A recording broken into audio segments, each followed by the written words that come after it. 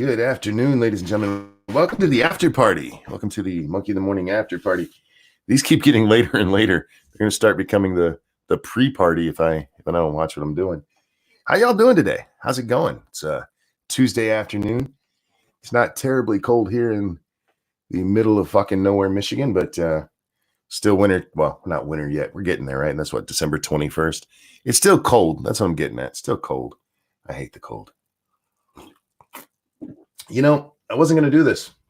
I was going to wait and see if Bloodwing was on and jump on with him, but he's not around. I'm guessing he's at work. He does that now. He got one of them jobs, y'all. But what I saw over on the Twitter this morning, you know what? I long for the day, just one day, where I log onto Twitter and I don't see something so stupid it just makes me want to scream. And scream's the wrong word. I guess rant is more the word. You guys know who I am. And today's entry, oh my God. Somebody retweeted Anna Navarro. And if you don't know who she is, she's this moron. I believe she works for, is it CNN or MSNBC? I forget which station it is. But she claims to be conservative, and by their standards, she absolutely is. But she's definitely not. She's not. And she's this horrible lefty who claims to be a righty. And yes, CNN. Thank you, Pat. Thank you. That's who I thought it was. But I get them so confused because they're so similar these days. You know, they might as well just merge networks and have Rachel Maddow and Don Lemon working together. Wouldn't that be a great combination? They're Batman and Robin, with Rachel, of course, being Batman, because there's no way it would be. It'd be old ball sweat distributor. So Anna Navarro's up there. She tweets out something to there's no way this poll is right. It must have only been taken by Ben Carson. Who I forget who Ben Carson, Kanye, that black guy with the cowboy hat. She means Sheriff Clark, and the two, I think she says bedazzled black ladies talking about Diamond and Silk. I'm like, well, that's horribly racist sounding. And what she's looking at, or what she was referring to, is this guy who posted that, according to a couple of polls, black support for President Trump is on the rise. Hey, Scribbles, you at work? And I don't know the guy. He tweeted and retweeted this shit over and over again. But one of the polls he pointed to was a Rasmussen poll. Well, that's interesting. So, cubic zirconia polyester spandex ladies. Thank you, Pat. That's how he described Diamond, or how she described Diamond and Silk. Yeah, nothing insulting about that at all, right? So I went and I looked at the Rasmussen poll, and it's absolutely true. According to Rasmussen, overall black support for President Trump is at 34%. 34%. By everything we've heard in the media, there's no way that's possible. No way. And something weird happened. Just something weird. I don't know if this has happened before, to be honest. Rasmussen came out and told us not to believe their poll. And I was like, what? So the reason they did it is because this lady named Deneen, I think is how you pronounce it, Borelli, tweeted out the tracking poll from November 22nd. That's the one that shows overall lack support at 34%. And she tweeted out Democrats' worst nightmare. And Rasputin actually responded to her tweet in a weird way. They have this 3-tweet thread. I'd read it all to you guys, but I'm now blocked by them. We'll get to that in a moment. But they tweeted out this thing explaining, polling can be difficult. That's basically, polling can be difficult. You know, sometimes polls aren't the be all end all. But I want to show you this tweet, and I don't know why I can still see this one so clearly, because I can't see anything else of theirs. Normally when you're blocked, you can't see any of this shit, but for some reason they still let me see the last one. And here it is. See, if I try to actually go, you are blocked, fuckers. But they'll still let me see this tweet. They won't let me see the one above it. That's the one where they actually tweeted a screenshot of their explanations why polling is not always the greatest. But look what this says here. So when Mrs. Deneen Borelli, a friend and engaged supporter of real Donald Trump, today presents a snapshot of our privacy-focused daily likely voter results, please remember, not all survey samples and collection techniques are equal or comparable. Remember November 9th, 2016? That's an interesting thing for them to bring up. That is an interesting thing for them to bring up. Because you know what they didn't bring up? The 2 weeks before. What did your daily tracking poll say for the 2 weeks before? Is your daily tracking poll ever worth a shit? But anyway, it just struck me as odd that they would come out and tell people, look, our polls suck. You shouldn't believe them. This is the only reason we exist. But don't believe what we tell you. And honest to God, I don't know if they've ever done this before. The whole reason I found out I was blocked is because I thought, I wonder if they've ever done this before. So I went back to scroll through their Twitter, and now I can't.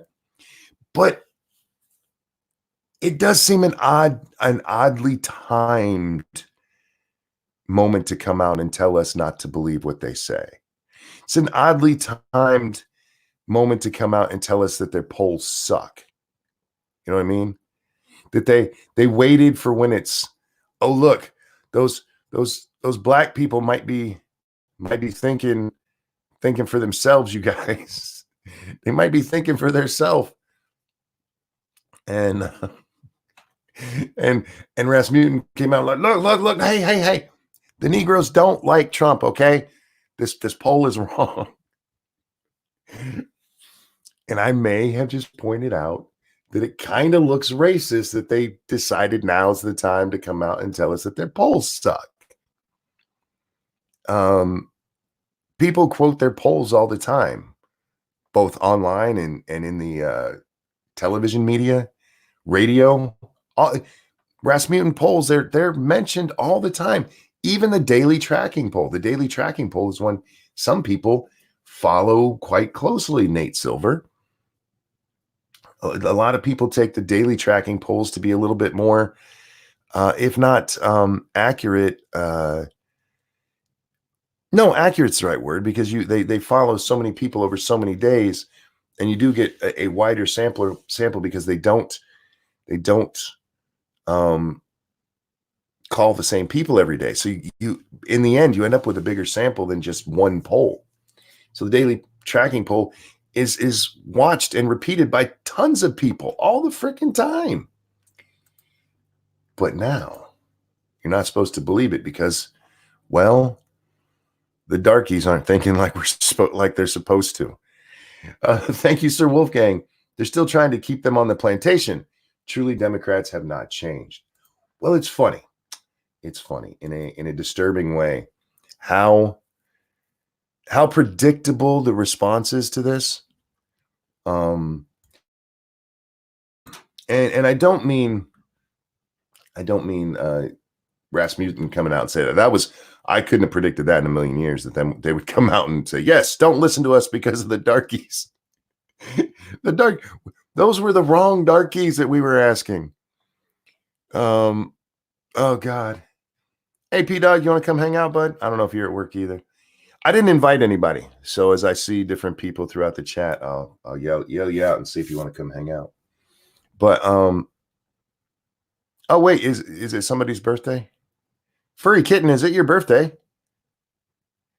Well, I don't know if it is. I'm not going to give you time to answer. Happy birthday to you. Happy birthday to you. Happy birthday, Furry Kitten. Happy birthday to you. Oh, Pat, you're off work.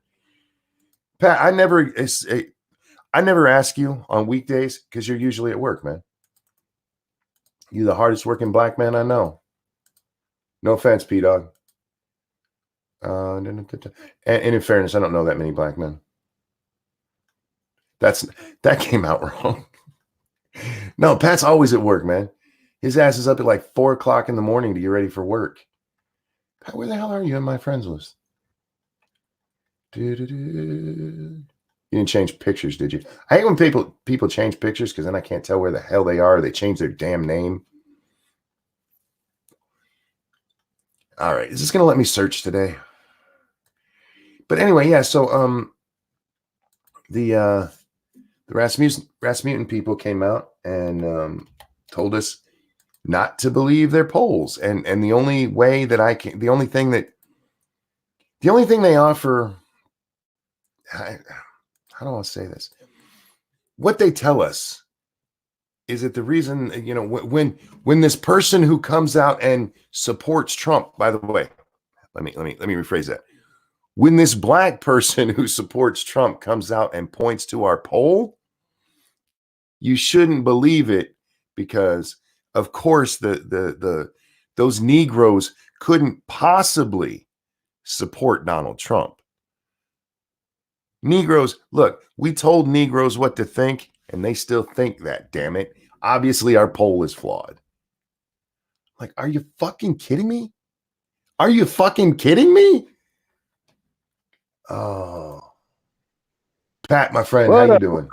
Well, I'm doing good. I just got off about a few minutes ago, and I saw he was going on. It's a good thing, too. Yeah, it was kind of a early day today because tomorrow's going to be like a real big giant catering thing, pre-Thanksgiving. Oh, right. So yeah, I bet. Are you really busy this time of year? I imagine you Woo, would be. around this right here, with Thanksgiving, Christmas, and God, the New Year's. Just like nothing but catering over and over. God, man, the New Year's catering is going to be crazy, man, because there's going to be drinks. Oh, right. Yeah, shit. But there's going to be money right there, so hey, I'm down for it. Got to make that money, man. Oh, hell yeah. I'm doing racial stuff today. I've been on that myself. I saw the whole, Rasputin, whatever the fuck they call themselves. Rasmussen. Like, Rasmussen. that right there. And I saw the whole Anna Navarro thing, and I got into it with Social Equalizer, which that doesn't take fucking, long to do right there. Over the whole Anna Navarro thing, how she was saying, like, talk about how the poll was inaccurate and this must have been done in the homes of like Kanye West and shit them right there. And I'm just like, so when she got calm, she talking about racism, then she started giving her definition of what racism is, basically naming off all the stuff that her and CNN have accused President Trump of all this, over these years and things like that. And I'm sitting right here like racism. Like I said, basically this sounds exactly, just what you did a while ago. So basically, you're the pot calling the kettle black. So Social Equalizer, being like the little white knight and bitch that he is, tried to, come in and like defend her and things like that and talking about, well, we had like a thread where it's like, Anna Navarro calling out a fake poll is racist, huh?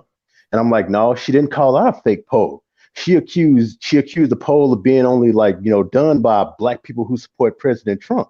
So, he tried the best to like, deter from that right there and talking about like, oh, that ain't what she did. Like, even if she did that, how is that racist? Which honestly is like, in my opinion, it's like, it's not really racist, but it's hell of hypocritical because these are the same things that they're constantly accusing President Trump of doing, but then they do it themselves, and it's like it's the most ironic stuff that you ever seen. So I basically, kept throwing it right there, and he kept doing everything he could to try to deter from that, and I wouldn't fucking let him. So I just here's why I do say it's racist. The reaction to this, both from Anna Navarro and Rasmussen themselves, the only reason they're objecting is because black people can't possibly think that way. Yeah. That's got a tinge of racism in it. Oh yes. You know how all the Negroes think. I'm sorry, I'm going to be dropping words like Negroes constantly because I think it's funny to throw that at them because it makes them so uncomfortable. that I use the words they use behind closed doors. They might not drop an N-bomb, but you know, those what I call them, pesky Negroes in my tweet to Rasmussen. Yeah, those pesky Negroes, they couldn't possibly think like this. We've told them how bad Trump is, and they think how we tell them to. That's how this comes off to me. I don't follow the Rasmussen daily tracking poll, but I want to know what it was, you know, the day before and the day before that. How close is this to where it's been, you know? How often do they actually ask that question? So I am curious, is this really out of bounds like Rasmussen? They didn't put up they didn't say, well, here's the poll from the day before that shows support's actually only at 10%. You know what I mean? Because then you might be, okay, maybe that was a one-off. Instead, what they do, remember the results of the 2016 election? Like, yeah, we all know your polling sucks, but you don't come out and admit that very often. And the last time I remember you guys doing it was the election. And now it's what? The Negroes? Those black people aren't thinking how you want them to? Have you not paid attention to the walk away movement? Have you not paid attention to how many people on social media? I don't know. I'm sure you do, Pat. I don't know how much you in the audience have paid attention to this stuff. There's a whole bunch of movements, different names. Walk away is the biggest one, of not just blacks, but blacks, women, Latinos, Mexican, all of this stuff. We're like, I'm done with the Democratic Party. Fuck them. Yeah, because I think last weekend, Brandon Stricker, whatever his name is, stuff like that. Like him and Blair White, they just had one not too long ago at one of these colleges right here, and of course, you know, it caused like a big stir. And I was tweeting about that because it was like this one little Latino person. I don't know if it was a dude or a girl and stuff like that, just going around trying to buck up to everybody, acting like a badass. And it was about the whole walk away thing. Yeah. Real quick, point curation. Thank you so much. The polls closed due to AIDS and stingrays. Wow. That's a nice take on a meme. I would love to see that now with the little animations instead of the poll. Yeah, but I just trip off of that when I saw that this morning, especially like I'm saying, you know, like when Anna Navarro did that right there, I'm just like, oh, she's so bad. Oh man, it was an audit right there. And then when she got called out for it and things like that, and she tried to no, this is what racism is right here, and tried to list off all the things that they're constantly accusing President Trump of doing. I'm just like, well, that's exactly what you just did. So basically, I'm saying, by your definition, you are racist. Yeah. Look, it's I don't think it's necessarily racist to notice a trend. Blacks tend to vote Democrat. That's not racist to say that. But you're right. By their definition, what she said, what she called diamond and silk, is horribly racist. Yeah. Now, it's not. It's just being cunty. But by their definition, that's racist as fuck. You didn't even bother to learn their names. Yeah. And Sheriff Clark, come on. Yeah, I'm saying that dude with the hat. A dude with the hat. Reckless Trucker, thank you so much. Hey, Monk, long time no see. Also, blacks being individuals with desperate beliefs and backgrounds. How dare they? I know, right? You know, all black people, I don't know if you guys know this. Black people are all clones. They are all brought up in the same pod-like environment before they're unleashed on society. I just, Pat. Yeah. Somehow me, Satsu, and P-Dog, you know, we suffered malfunctions and shit right there. And that's what they're doing. They're trying to collect us back so they can, you know, like they can fix these chips in our head. You know, I know I talk about this a lot, Pat, but we were so close to King's Dream there for a while. You take it back to the 80s, we were so close. And then became, well, you have to notice everything, including race, and race is the most important thing ever. And like, it's not. I mean, I can see where it can color some opinions and ideas, but to me, that's more about where you grow up rather than your race. You know what I mean?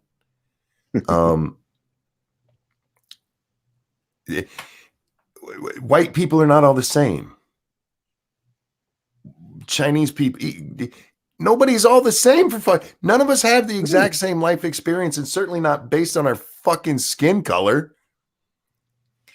It drives me nuts. Speaking of driving me nuts, hey P-Dog. That bitch can go to hell. I know, right? So hey, here's the thing. It wasn't just a Rasmussen's poll though. No, it wasn't. There were 2 polls. Yes. Now Rasmussen always gets knocked for being conservatively biased. Okay, whatever. It was fairly accurate in the 2016 election, but who cares? But the Emerson poll is one of the more accurate polls. Now, oh yeah, that was the other one, the Emerson one. Sorry. and the thing is, they may be off, they may be outliers, but whatever. I've been on Twitter since 2009, I think. Mm-hmm.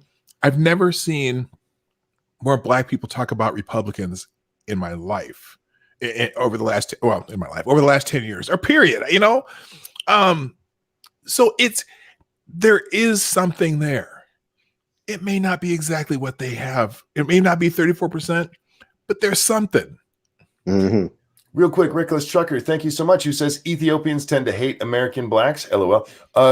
Africans who come to America these days tend to have a low opinion of some blacks. That's talk to them once in a while. And Cryptic, thank you so much. The Democratic Party will return to its white racist roots. It's the party of racism by low expectations and pandering instead of slaves and KKK. Well, it's actually the party of all of those things. They've just evolved as they've gone up. Yeah, I think when it comes like with most African people, it's like they mostly hate the ones that they'll act like African themselves and things like that, only for like the oppression points and things like sure, that. Yeah, they don the they colors. Like they only use Africa as like that Black Power thing. Yes. Here's the thing. I've never seen a polling company ever come out and say, no, this is wrong, based on something like that, based on Black support of something. I've never seen that. And that's why I went to look and see if, maybe they've done it before. Maybe they've gone through and been like, oh, this poll shows that white people are supporting Kamala Harris, and went, oh, no, this is an outlier. You know what I mean? But I couldn't because the fuckers blocked me. Thank you, Cryptic again, who says, you mean Colin Kaepernick? You mean with wrapping himself in the African heritage? No, I don't know what he's doing with his hair though. He needs to stop it. Oh yeah, the whole fro. How come that's the first thing a lot of Black people like to do when they try to pull that right there. First thing they want to do is they want to get that damn 70s fro. You gotta go natural, man. Because they all think they're Angela Davis. Yes, but have you seen how he wears this? He's got like some kind of headband. Oh, that's just to keep his hair out of his face when he's throwing, because that hair, he isn't blown out, so it'll flop down in his face when he's trying to throw. Right. So you gotta hold that shit back. Cut it. You ever see? Remember? Now it looks like the world's biggest Afro puff. Remember the Ohio Players? Monkey. Oh yeah. The dude from the Ohio Players, his afro went down over his face. That's what Kaepernick's trying to avoid. Yes. He's gonna look like Slash from Guns N' Roses. That's a reference for the white people, so they understand. Yeah, that's true. Or someone younger than Slash fro was wavy though. It was, yeah. He didn't have an actual fro. He had more of a tamed fro, just long curly hair. The other story I read today, I mean, we can come back to this, but did you guys read Michael Harriot's piece about Pete Buttigieg? No, I didn't get a hold of that yet. He wrote a piece about Pete Buttigieg being a liar. And I've seen there's a lot of people taking shots at old Mayor Pete. And I don't like Mayor Pete. He's a lefty, I'm not, so we're not going to agree. But there's some decent criticism of him. And then there's Michael Harriot's piece. Michael Harriot's piece is that he's a liar. Pete Buttigieg is a liar. And the bad thing is I actually agree with Harriot, but not why Harriot says this. Pete Buttigieg suggests that the reason black people can't get ahead is because they don't have black role models, basically. They don't have, businessmen in their neighborhood who are black. They don't see that there's success at the end of education. So they just all drop out, basically. The standard Democrat line right now, the standard SJW line. Black people can never succeed because they don't have a black teacher or black mentor or black CEOs. They just can't succeed because you don't have somebody to look to and go, that could be me.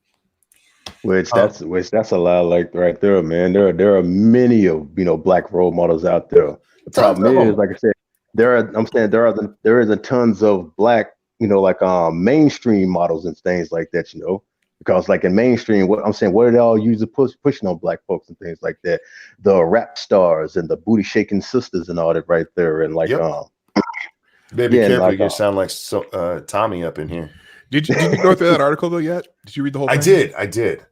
So anything well, first of all, there's plenty of black role models, just we ain't following the right ones. Not even.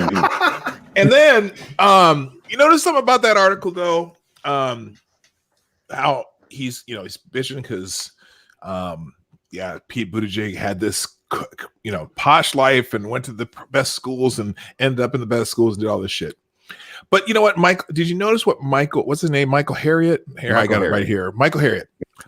You know what he did? He's talking about the little makeshift bridge over the ditch. Yes. You know what Michael Harriot did? He kept crossing that bridge. He did, but when the bridge wasn't there, he'd jump it.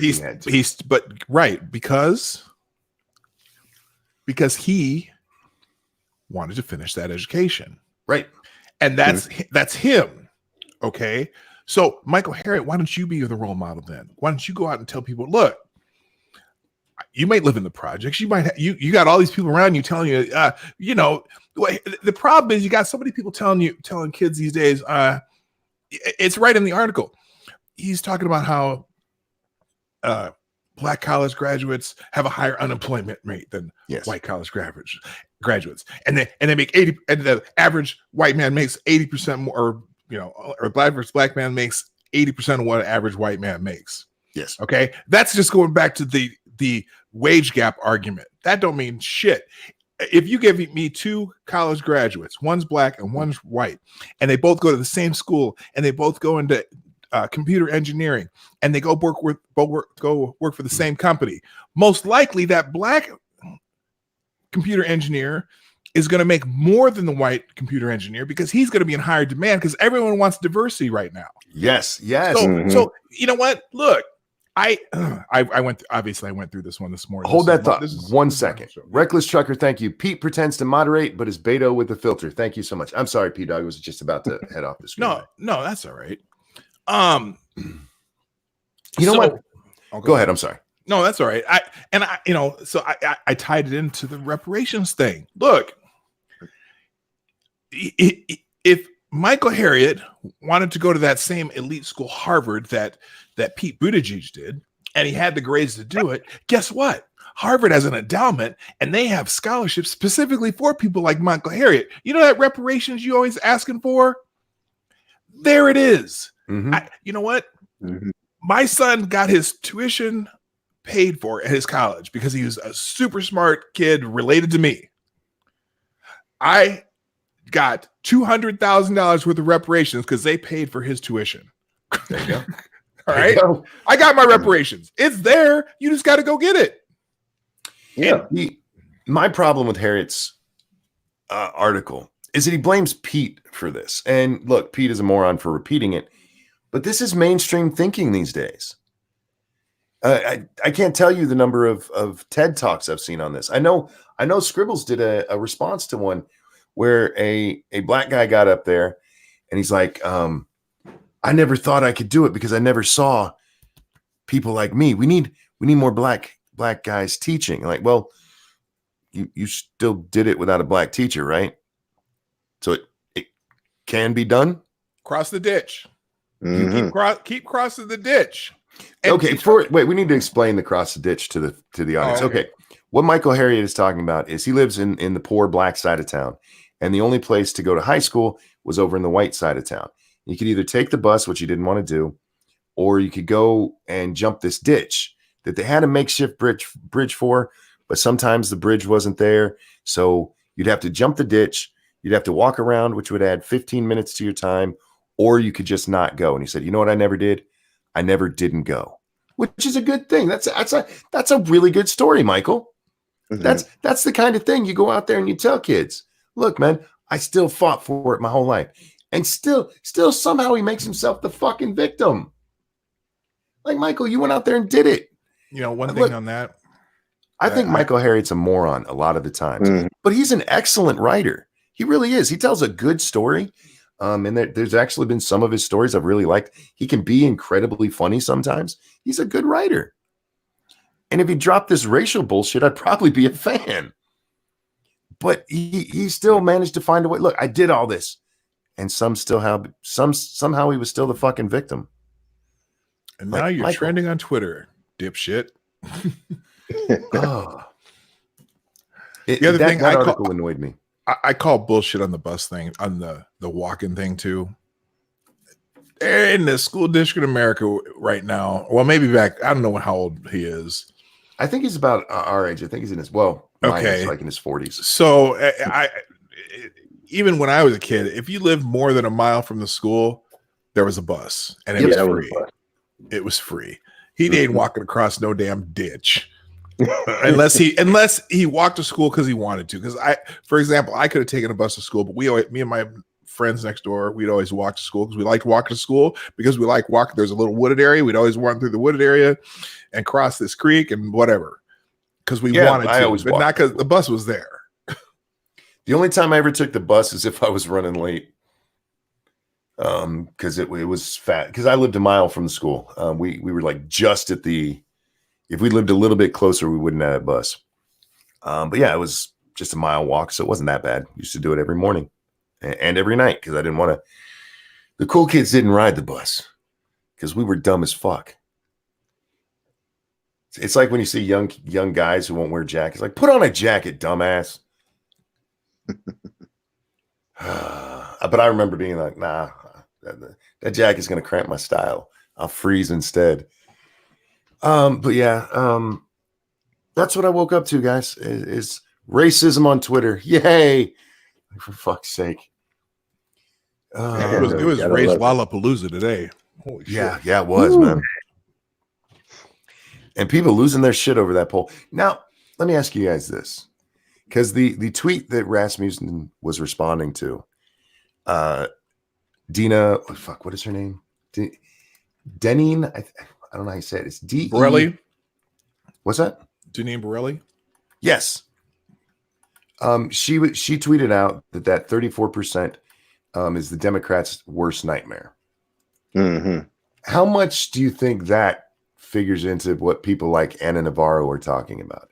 That if blacks really are supporting Trump like that it scares the fuck out of them. Yeah, because everything that they've been pushing, has been the total opposite. Right. He's the most racist guy ever. He's more racist than Hitler. I think it's scary to Democrats if they were to lose a third of the black vote.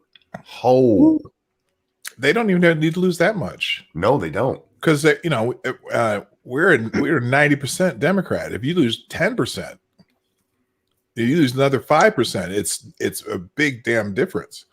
As far as electoral college, especially. Yeah, because you're probably not losing many blacks out in LA. Let's be honest. That's a very, very liberal town. You're not losing whites, blacks, anybody. That is just liberal central. You know what I mean? But you move out to, say, Detroit, somewhere that's been just devastated, and they actually see a president who's doing things, I don't know, that might help black people. Or you move to even somewhere like Baltimore, which is a heavily Democrat area. I mean, you have just this city that has been devastated. These are the people who are actually living the reality that the assholes in LA talk about all the time. Yeah, and then when you had not too long ago, man, the persistence go down there with a whole lot of conservatives and things like that, and help clean up a lot of these places right there, and talking to a lot of black people, while Yes. Democrats send Al Sharpton down there to try to put motherfuckers back in their place, and you see how they treated him. It's like, yeah, you send Al Sharpton down there to tell him how much white people hate him, while the white people are across town helping clean up the city. Right. Mhm. And not And just how white people, Republicans. Let me be clear there. Yeah, and how Elijah Cummings is, this so-called good person and things like that, like, hey, may he rest in peace and all that right there for all what he's done. But it's like, that's what they basically send him down. It's like, Al, you got to put these Negroes back in their place, man. Yep. Hey, they're starting to talk and think. Better stop that. And look, I'm not one of those people. I think Kanye, he accidentally said it kind of badly. You can be a black liberal.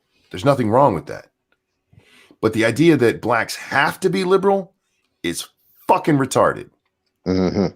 And that's what I fight against. Look, if you're a black liberal, and cool. But if you're a black liberal just because somebody told you Republicans are racist, and so that's all you care about, then you're not thinking any more than some dumbass white guy who just hates blacks because he was told blacks commit crime. Yeah, that's what works my nerves right there. I'm saying you got to do this because it's the black thing to do. Mm-hmm. And they know it's racist, the dirty little shits. Diversity hires ruin the water in Flint. Trying to save money ruin the water in Flint. I don't know. A lot of people around the country talk about the Flint thing, and they don't really know what happened there. The story of the Flint water, the city was trying to save money, so they switched water suppliers. It's not that the water was bad. The water is the same. It was treated incorrectly. It was treated incorrectly because of all the lead pipes that were built in there so many years ago.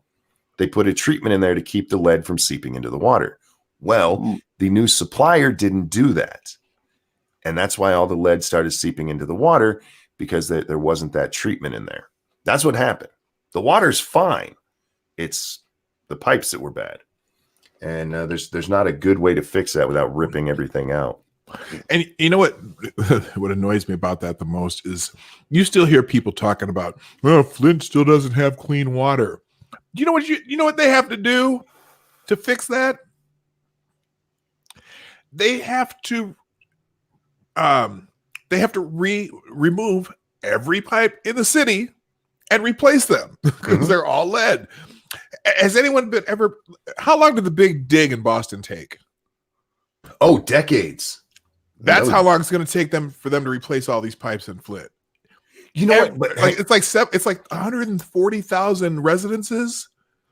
Hold that thought for a second. Reckless Trucker, thank you so much. Gotta go, but fun fact, 15% would make a Dem president never happen, especially among suburban blacks will offset urban. Along with that, Latinos are moving Republican. Excuse me, I'm so sorry. Latinos are moving Republican. Jesus Christ, I burped or hiccuped again. Thank you so much, Reckless Trucker. Have a great day. The black vote is very, very important to Democrats. It really is, which is why I don't understand why they've been neglecting it. Well, I do, because they haven't had to do anything. They just go out there and vote for us because you have to. They're racist. Come on. Who else are you going to vote for? Here's the thing. Republicans don't need the black vote, but the Democrats definitely need the black vote. They definitely need it. Yeah. But as to the Flint thing, man, with the amount of water or the amount of money that's been spent down there, they could have done this already. That's my problem with it. They could have. Yeah, it'll take a while. And you'd have to test each home, because not every home there has lead pipes in it. Some will have copper. But it's not the homes, it's the mains. It's the mains. And the mains, just tear them out. I guess it's going to take a while, but how long has Flint been going on now? 5 years, 10 years, something like that? If they jumped on it when it happened, or spent the amount of money that's been poured into it to fix it, instead of just going, here, have some bottled water, they could have fixed it. Cryptic, thank you. I do water for a living. It'll take billions. They've spent billions. 2014. For 5 years now. Half a decade. Yeah. The problem, it's the same problem we have everywhere else. They put a Band-Aid on it instead of fixing the root problem. It's not going to be easy. I'm not going to lie to you, but it could be done. It could be done. But you don't get votes and sad stories if you fix things. Oh, exactly. And sorry. I hate to go backwards. Please. With that Buttigieg thing. Oh yeah, So yeah. Everyone's jumped all over his ass right now, and his articles right now. You know when he made that statement, don't you?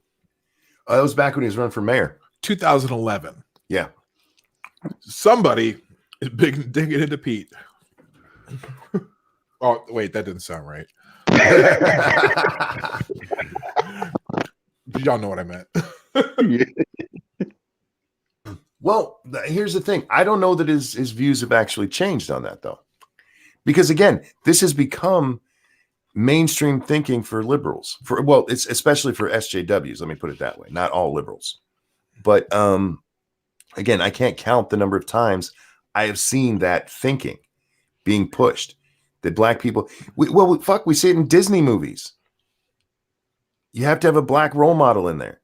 We see it in everything because you have to have representation. That's the only way black people can accomplish anything. You guys have never accomplished anything. I don't know if you guys know that. Pat, you're not a success, and P Dog, you aren't either. No, I suck. You guys both suck because I had somebody once tell me that, the only reason why I got where I was because, like somebody white in my family helped me. Oh, for fuck's sake. Mighty Balzac, thank you. White people treating POCs as pets boils my blood. Yeah. You know what? That is a good way to put. I never thought of it that way. Yeah, it's kind of how they're the Democratic Party. And you know what, there are people on the other side who do it too. Absolutely. It's getting worse, to be honest with you. Because there's the fight for the black soul. How about this? Here's what we offer. I don't care what your skin color is. Go where you think that you agree. How about that? I don't understand how smaller government is a black or white thing. I don't get that. I don't understand how my skin color would matter in that. Now, my personal views might matter in that, and those can be colored by I just said colored and erased. Okay. They can be swayed. How about that? By the people around you, your upbringing, that kind of things. But you're still able to think.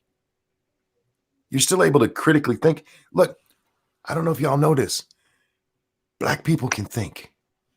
There's two very bright gentlemen on the dais right now, and I'm not one of them. And they're both black. I'm just going to throw that out there. The smart people on the dais right now aren't white. By the way, that reminds me, you guys should be watching these two gentlemen. Pat has both his your boy Pat channel and his Psycho Rick channel, which, by the way, man, I love the stuff you're doing over there. You do some really great stuff over there. And starting next year, I'm gonna start doing some little horror game, read the stories of the horror games that came out, like Resident Evil and Silent Hill. Try to narrating that right there. But I got a whole lot of stuff. Your narration stuff over there is amazing. I fucking love it. I'm addicted to it. Oh yeah, my one video I did about Michelle Thomas, I think about a month ago, it was at 10,000 views. Nice. Now it's at 46,000 views. I'm like, people are just loving that one right there. Yeah, you have a very good way of doing it. And P Dog over here, he does a morning show 5 days a week, sometimes 6 at 10 a.m. over on his channel, P Dog Night. So make sure you listen to live version because I'll be at work. Yeah, I'm usually asleep. If there's 188 people in here. If you're not subscribed to me, I want to know why not. Exactly. And thank you, Cryptic. I appreciate it.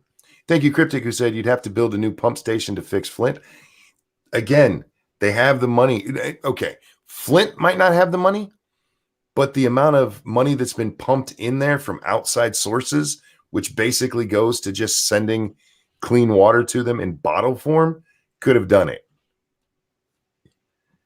They could. fuck, they could have a fundraiser and fix that fucking place. Mm-hmm.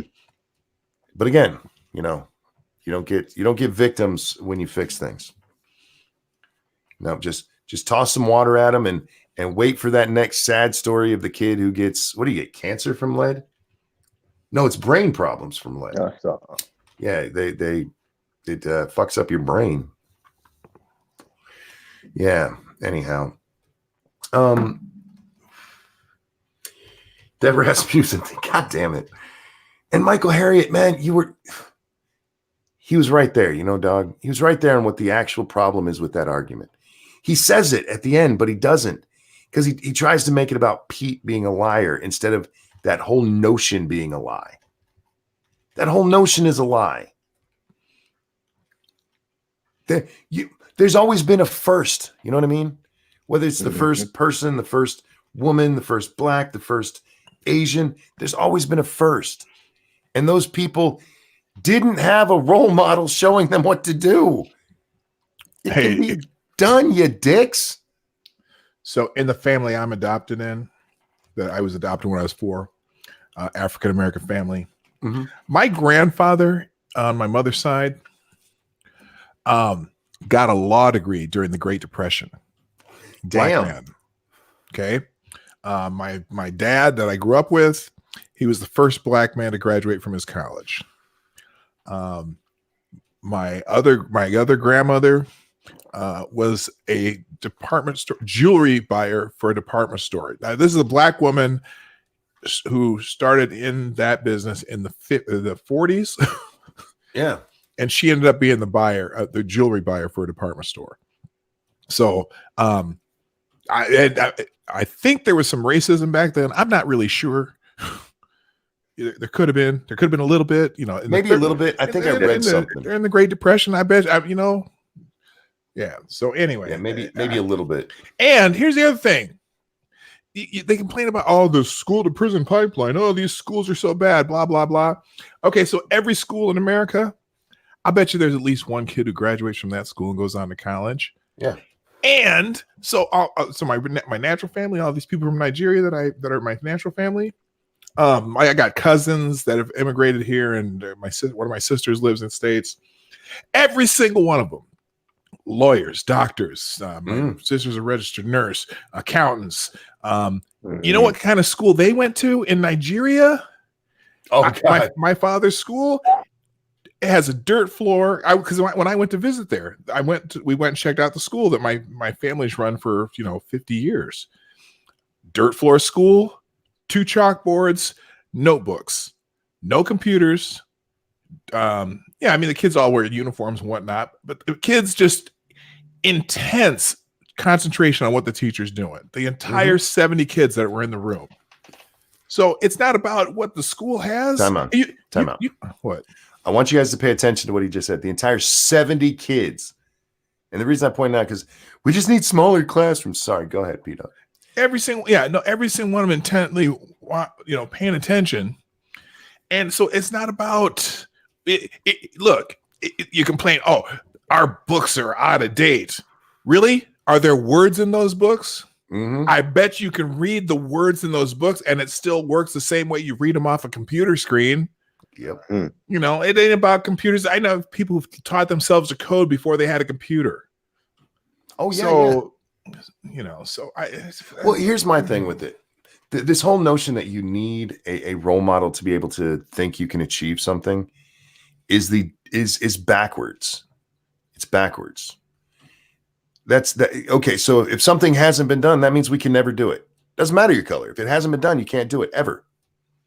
So, trying to find, a really good solution to using fossil fuels, a great alternative to that. Hey, sorry guys, it's never been done. Don't try. And when it comes to telling children, look, if you don't have somebody who looks like you who did this, you can't do it. That seems retarded to me. How about this? How about if you study and you try hard, you can make something of yourself. Mm-hmm. The problem is there are plenty of people who look like you who've done this shit. No shit. They're all over the place. And in chat just a moment ago, I think it was Saoirse who said it. sorry, fuck, I wrote down your name, but I threw that paper away.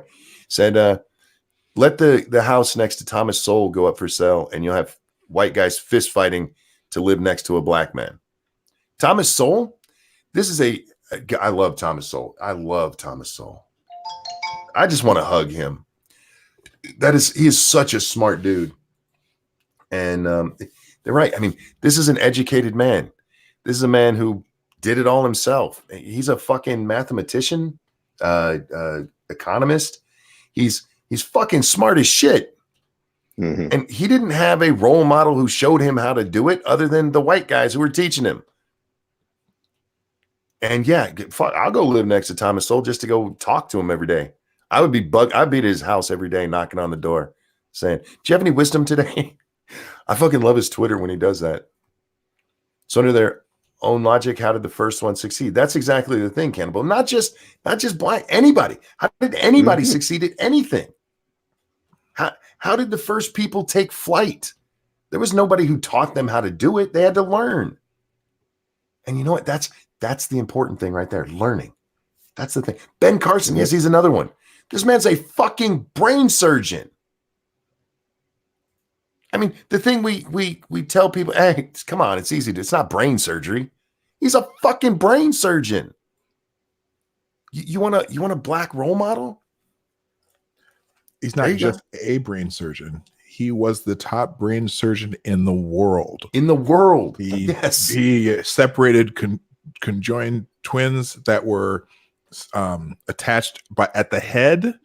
He also did in utero spinal surgery on basically a fetus. This dude, he was the greatest brain surgeon almost ever. He's not a good politician, and I wish he had never got into politics. I'm glad he did, because if he hadn't, I mean, he would have been a footnote in history. He'd be something we only saw on Black History Month. Somebody would put it on Twitter. But this is the kind of thing that needs to be. Look at this man. He did this himself. When he's in there doing brain surgery, there's nobody telling him how to do that. He took what he learned, applied his own thoughts to it, and yeah, separated conjoined twins at the head. That Angry Illinois, and thank you so much. It doesn't get much better than listening to Monkey while digging a hole in 7 Days to Die. Keep up the good work, gentlemen. Thank you so very much. And a reminder, guys, support these gentlemen on the dais. I'm too lazy to throw their links in, but they will do that if they so choose. Otherwise, look them up. How about Neil deGrasse Tyson? I think he'd be a good role model. Neil should shut up about a whole lot of stuff. He's embraced his celebrity. He's a smart man, absolutely. But he's one of those people I wish he'd talk a little less. And how about stick to the subjects you were actually educated in? It's kind of the way I feel about Ben Carson in politics. Like, stick to your subject. Because poor Ben, man, he looks so bad on the political stage. Because he's not a politician. He's an educated man, and that's a different thing. Our politicians, they might have all gone to college, but they're not all smart people. And they're definitely better at the bullshit than they are at the actuals. That's what they do. Bullshit is their game. Oh my God. What else did I see today? Because there was something else that pissed me off. It's most like, like as black people, it's like, we got the tools. We just gotta have the motivation to use them. That's what it basically is. You know what? Maybe people would be more motivated to use them if people would stop telling them they can't. Mm-hmm. You're not going to make it. You're black. White people are holding you back. Stop it. And a lot of this is coming from black people itself, and that's just a lot of people, who didn't make it themselves, but they don't want to see other black people make it. So they're going to do everything they can to try to keep them down, so they don't have to take responsibility for themselves not achieving the thing that they see them trying to achieve. I see that a lot.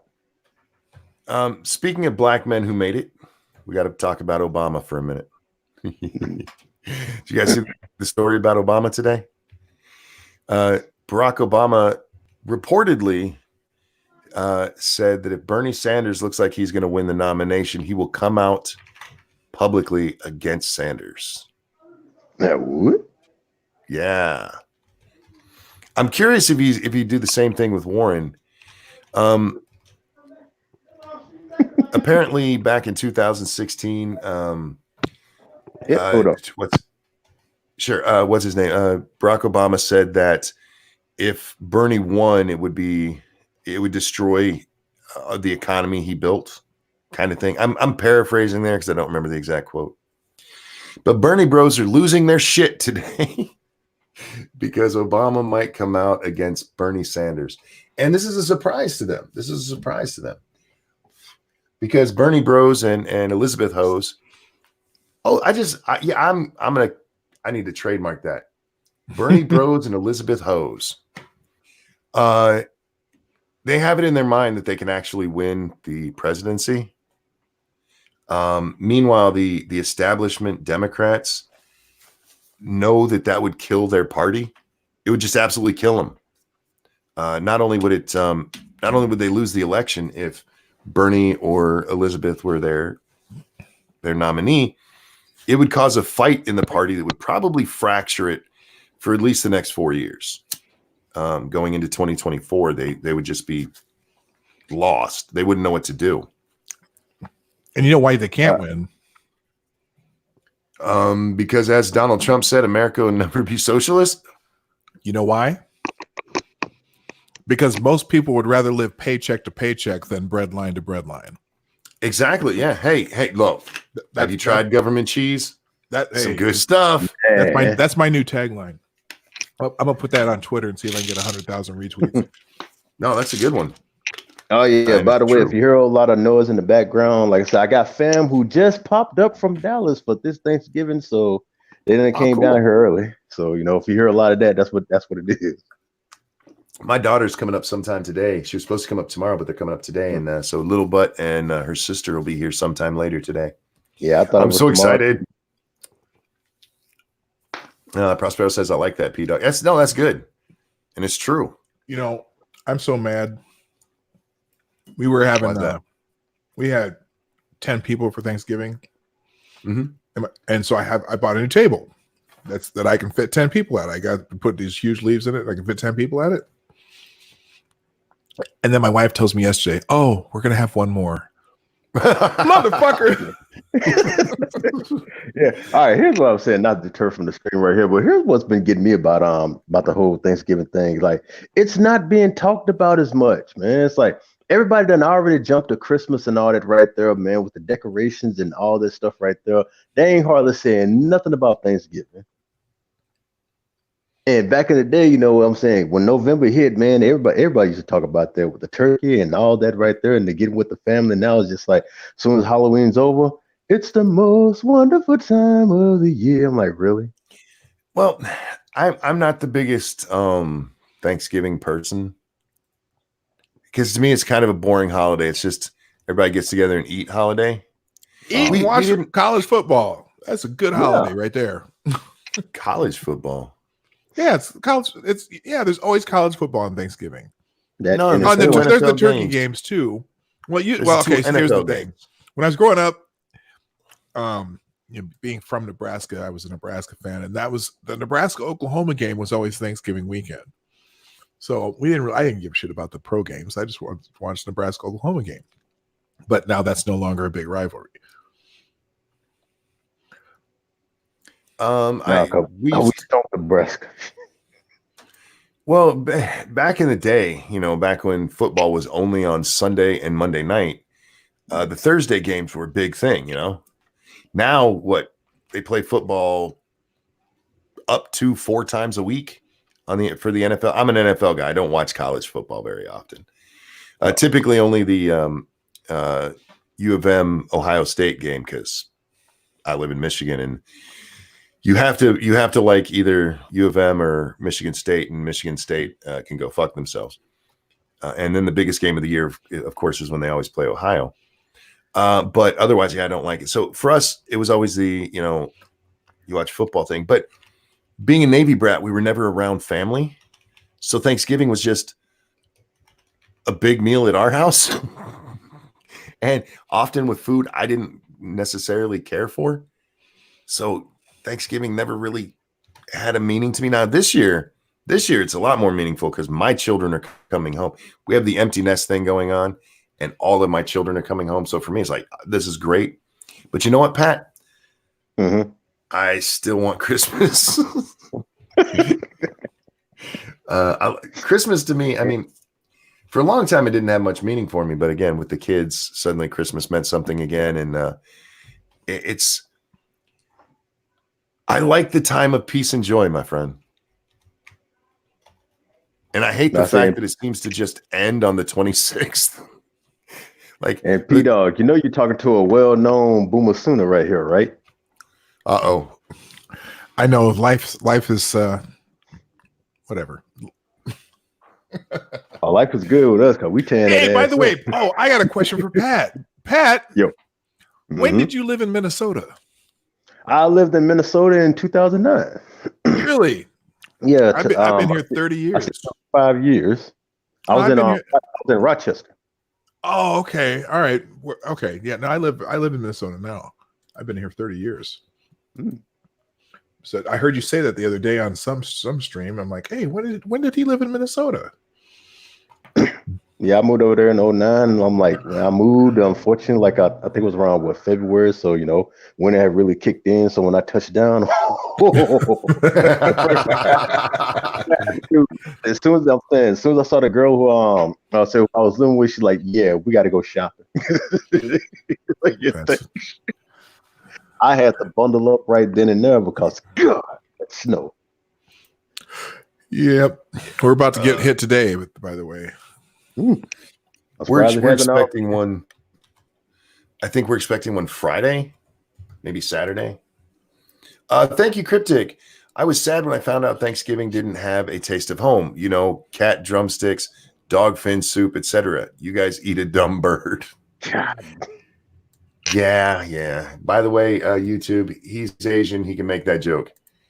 I'm just showing this again because it still amuses me. Trump just outlawed animal cruelty, right?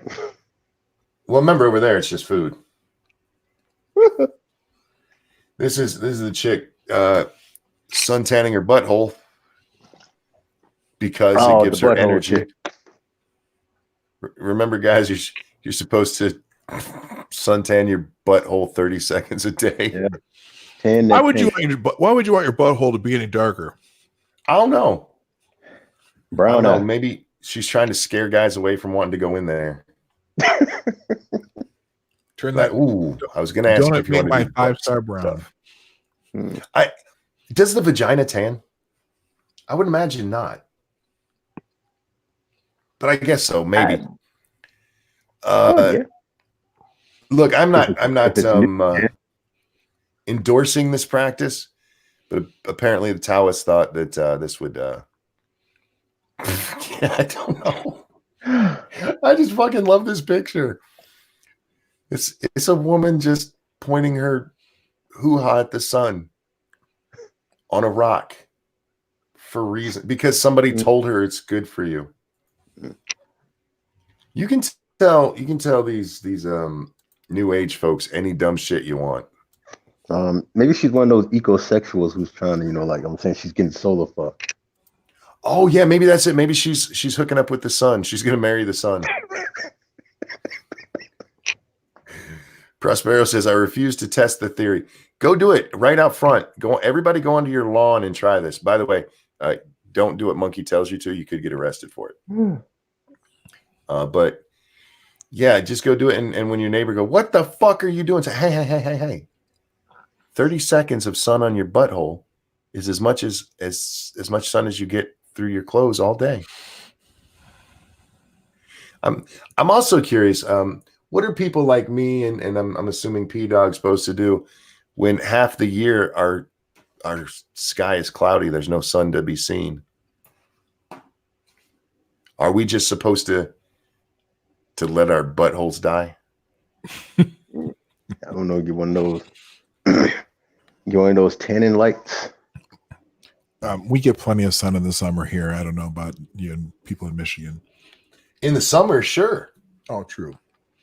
That's why I said about 6 months out of the year we don't see sun. There's light out there, but it's behind clouds. It's a clear day today, so Oh my God, are we still talking about? Look, Dangerous Spaces. Sometimes I latch on to things. I still talk about Pebbles. And that story was like 2.5 years ago. Oh, Pebbles. That is still one of the funniest stories I've ever read.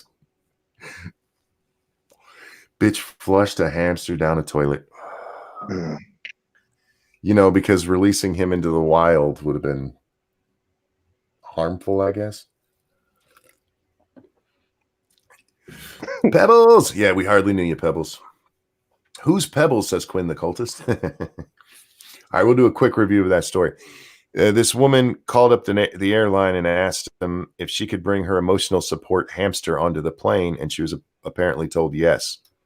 She gets to the gate, and they're like, "What the fuck is that?" She said, "It's my emotional support hamster." And they're like, "No, you can't. No, you're not bringing a rat onto our plane." And she goes, "Well, what am I supposed to do with it?" And they said, "Well, this reportedly," they said, "either let it go or flush it down the toilet." And so this woman who's got emotional problems, instead of letting the hamster go where it might find, a place to live comfy in the airport, she takes it into the bathroom.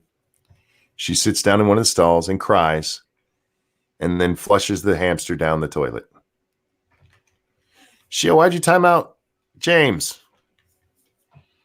Did you just butt time out James? So yeah, she flushed Pebbles down the toilet. And I'm trying to, what the problem is, I can imagine her. I see this Hollywood scene. I feel like that should be a movie. Or at least an episode of some Netflix show, one of their anthology things. But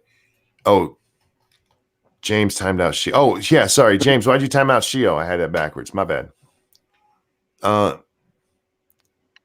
But I can see her sitting there crying with snot bubbles, kissing on this hamster, and then her putting it in there, and the hamster, trying to swim out, and then she has to put her foot on it to get it down, which is a horrible thought.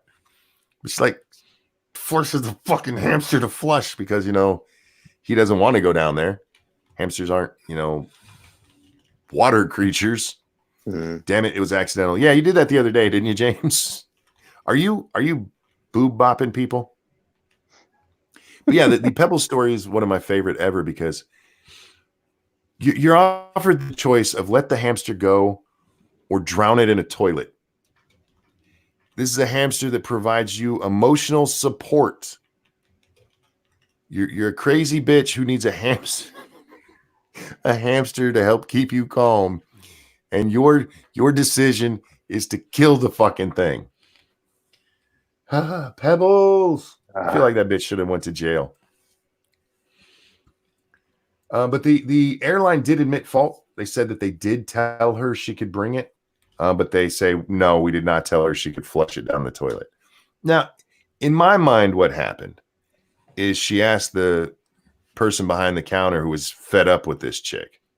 And she's like, I don't know, let it go, flush it down the toilet. I don't care. That kind of thing. Mm-hmm. Rather than, well, you can either flush it down the toilet or let it go. Like a serious thing. But anyway, I imagine she held it underwater while crying. Yes, Okie, exactly. I can picture this. And in my mind, she's doing it with her foot. I don't know why.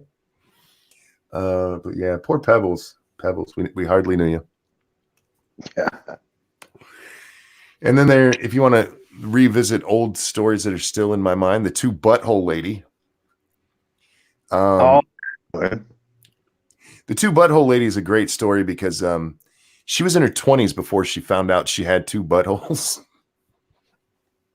And I don't know how that's possible. And the way she found out, this is a very rare condition, you guys. She has two buttholes.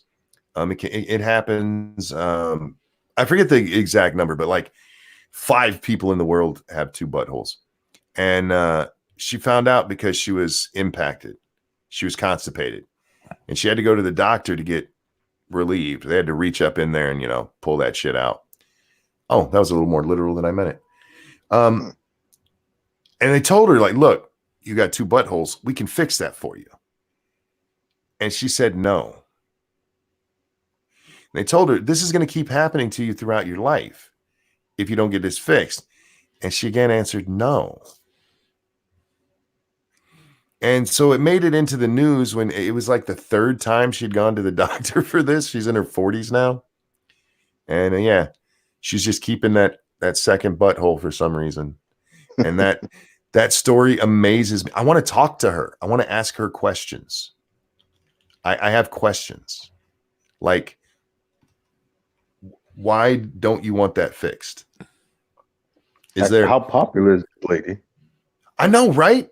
Does she do butt stuff and like tricks with it because she has the two holes? Like she can be triple penetrated. Yeah, I mean, I don't know how you I do know a work woman it. who has two vaginas. That's weird. Really? Too. Yeah.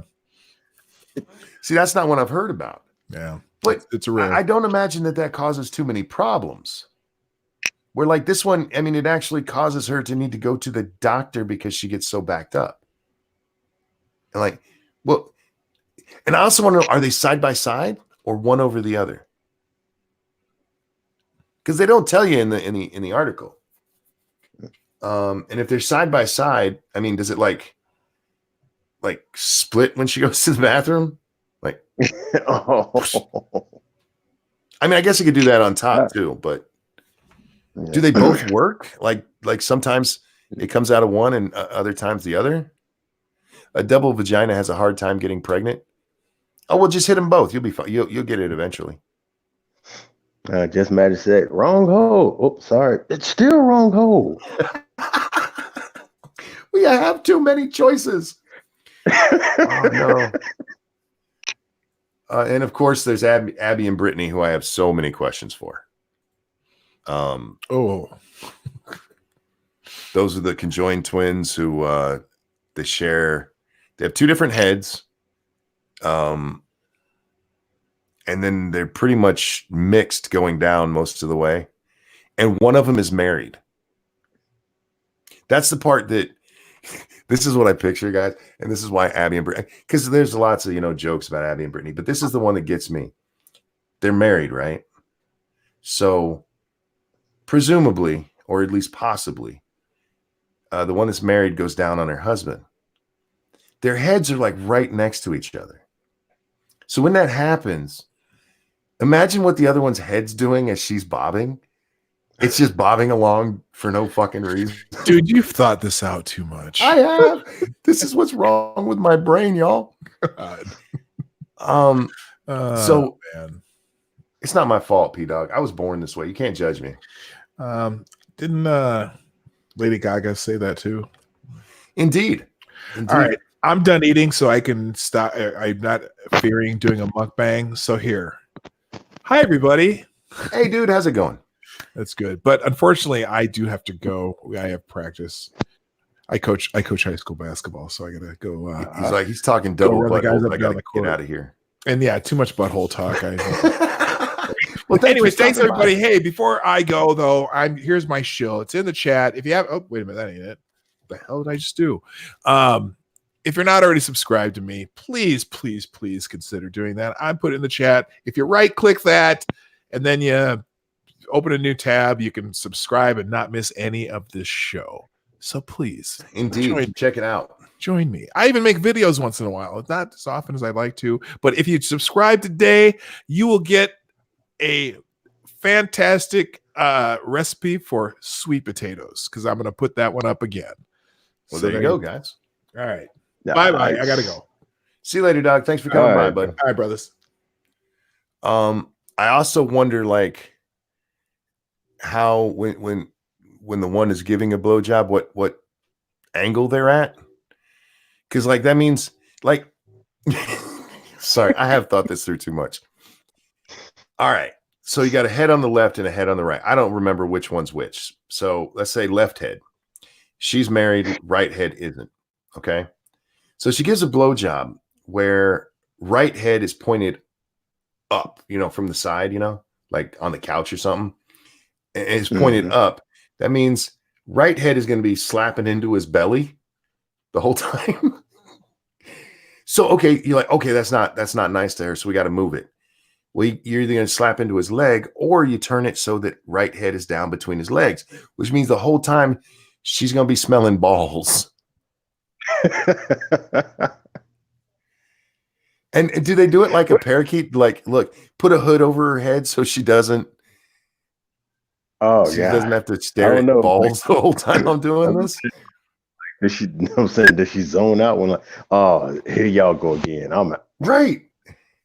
And like, because I don't know if they share a vagina, but like they have different heads, so obviously they have different thoughts. Like if left head is sitting there trying to study, and right head starts getting horny, does that suddenly make left head horny too? And if they share a vagina, and left head wants to masturbate and right head doesn't, do they like make a deal like where one can override the other? And isn't it kind of okay? Stay with me, guys. I'm sorry. Since they're sisters, isn't it like touching your sister's vag?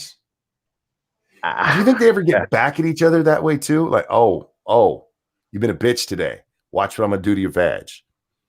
I mean, I'm pretty sure these bitches have come up. Well, I want to ask them because I've never seen it in their interviews. In their interviews, they always ask, very nice questions. I want the truth. I want the truth. Wabajack, thank you so much. You could get your bum tongue tickled and a blowy. Right. And I also I have too many questions. And I'm tripped out. Like I said, how can just one of them be married? I mean, like, I'm like, I know. No. I'm like, no, you married to both of them. Cause like I said, because they're right there. It's like, you can't. And what if? Okay. Mm-hmm. What if hubby wants to try butt stuff and right head's going, no.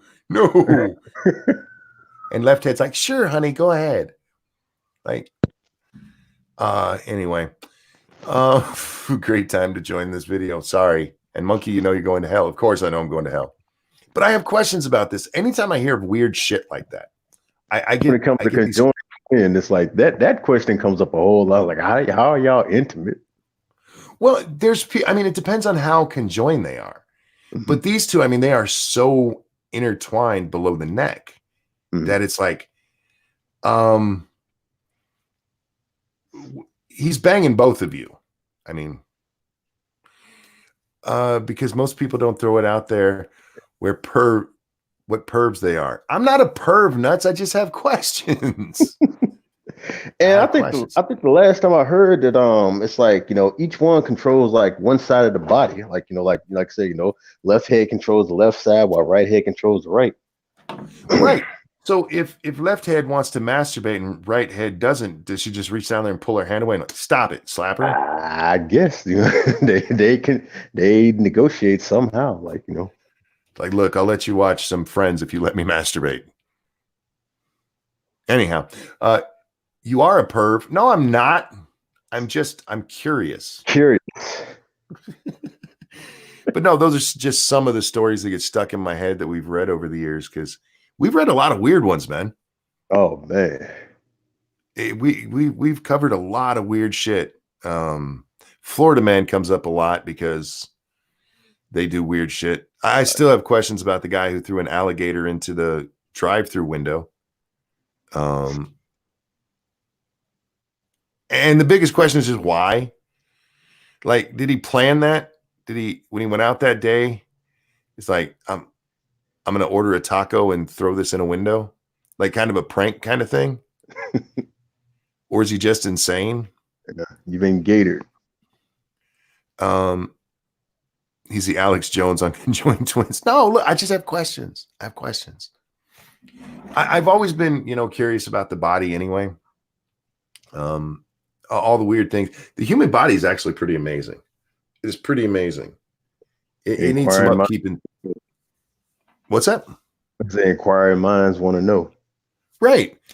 And I just have questions about how it works in general, but I don't want to go through. I don't want the mystery ruined and actually have to learn it.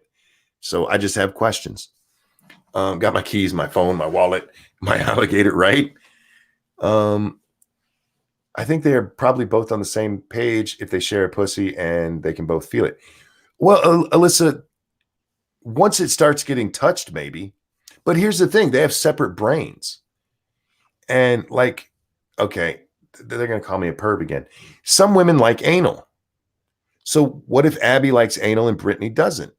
They have different brains. They work separately, but they're both gonna feel that. Maybe you need to put all your streams behind 18 plus talking about conjoined sex. No, Jake. See, I am an educator. Yeah, because that'd be a trip. Like, say, one's going like, "Oh yeah, baby, no," and the other one's going like, Right. "No, stop." And the other one's screaming, "Please don't do that. I hate that." Yeah. It's the only time somebody can have consensual sex and be raped at the same time. I'm just throwing that out there. Monkey brings us knowledge. I ask the important questions. Look, if you guys wanted the serious political, what's the word I'm looking for here? News talk, that was the first half of the show. Now we're on to Monkey's mind is just wandering, and this is what you get. Monkeys for entertainment purposes only. That's right, Nuts. No, that's not. I am educational too. I teach you guys a lot of stuff. For instance, the saliva stuff the other night on Minions of the Zoo. This is an absolute fact, guys. Saliva is one of the best lubricants out there for sex. That is a scientific fact. You can look it up. Now, some people apparently don't like spit on them, so make sure you ask first. Don't just go spitting on bitches. Well, we can say monkey now. It depends. Sometimes you can, sometimes you can't, TA.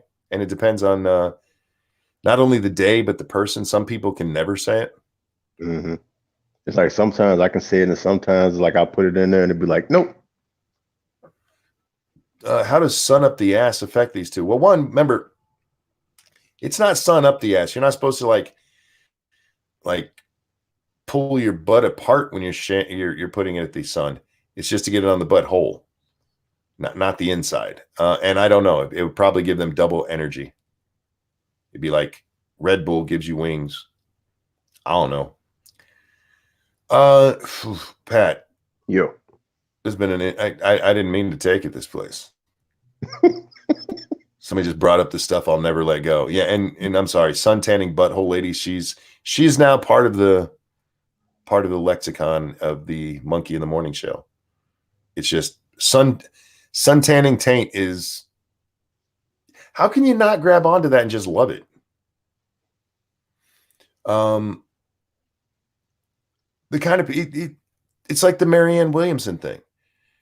You know, when she brought all the white people together to lay hands on a black man to relieve them of their white guilt. That was the funniest shit. Funniest shit. This crystal sucking, vaccine denying, crazy bitch. But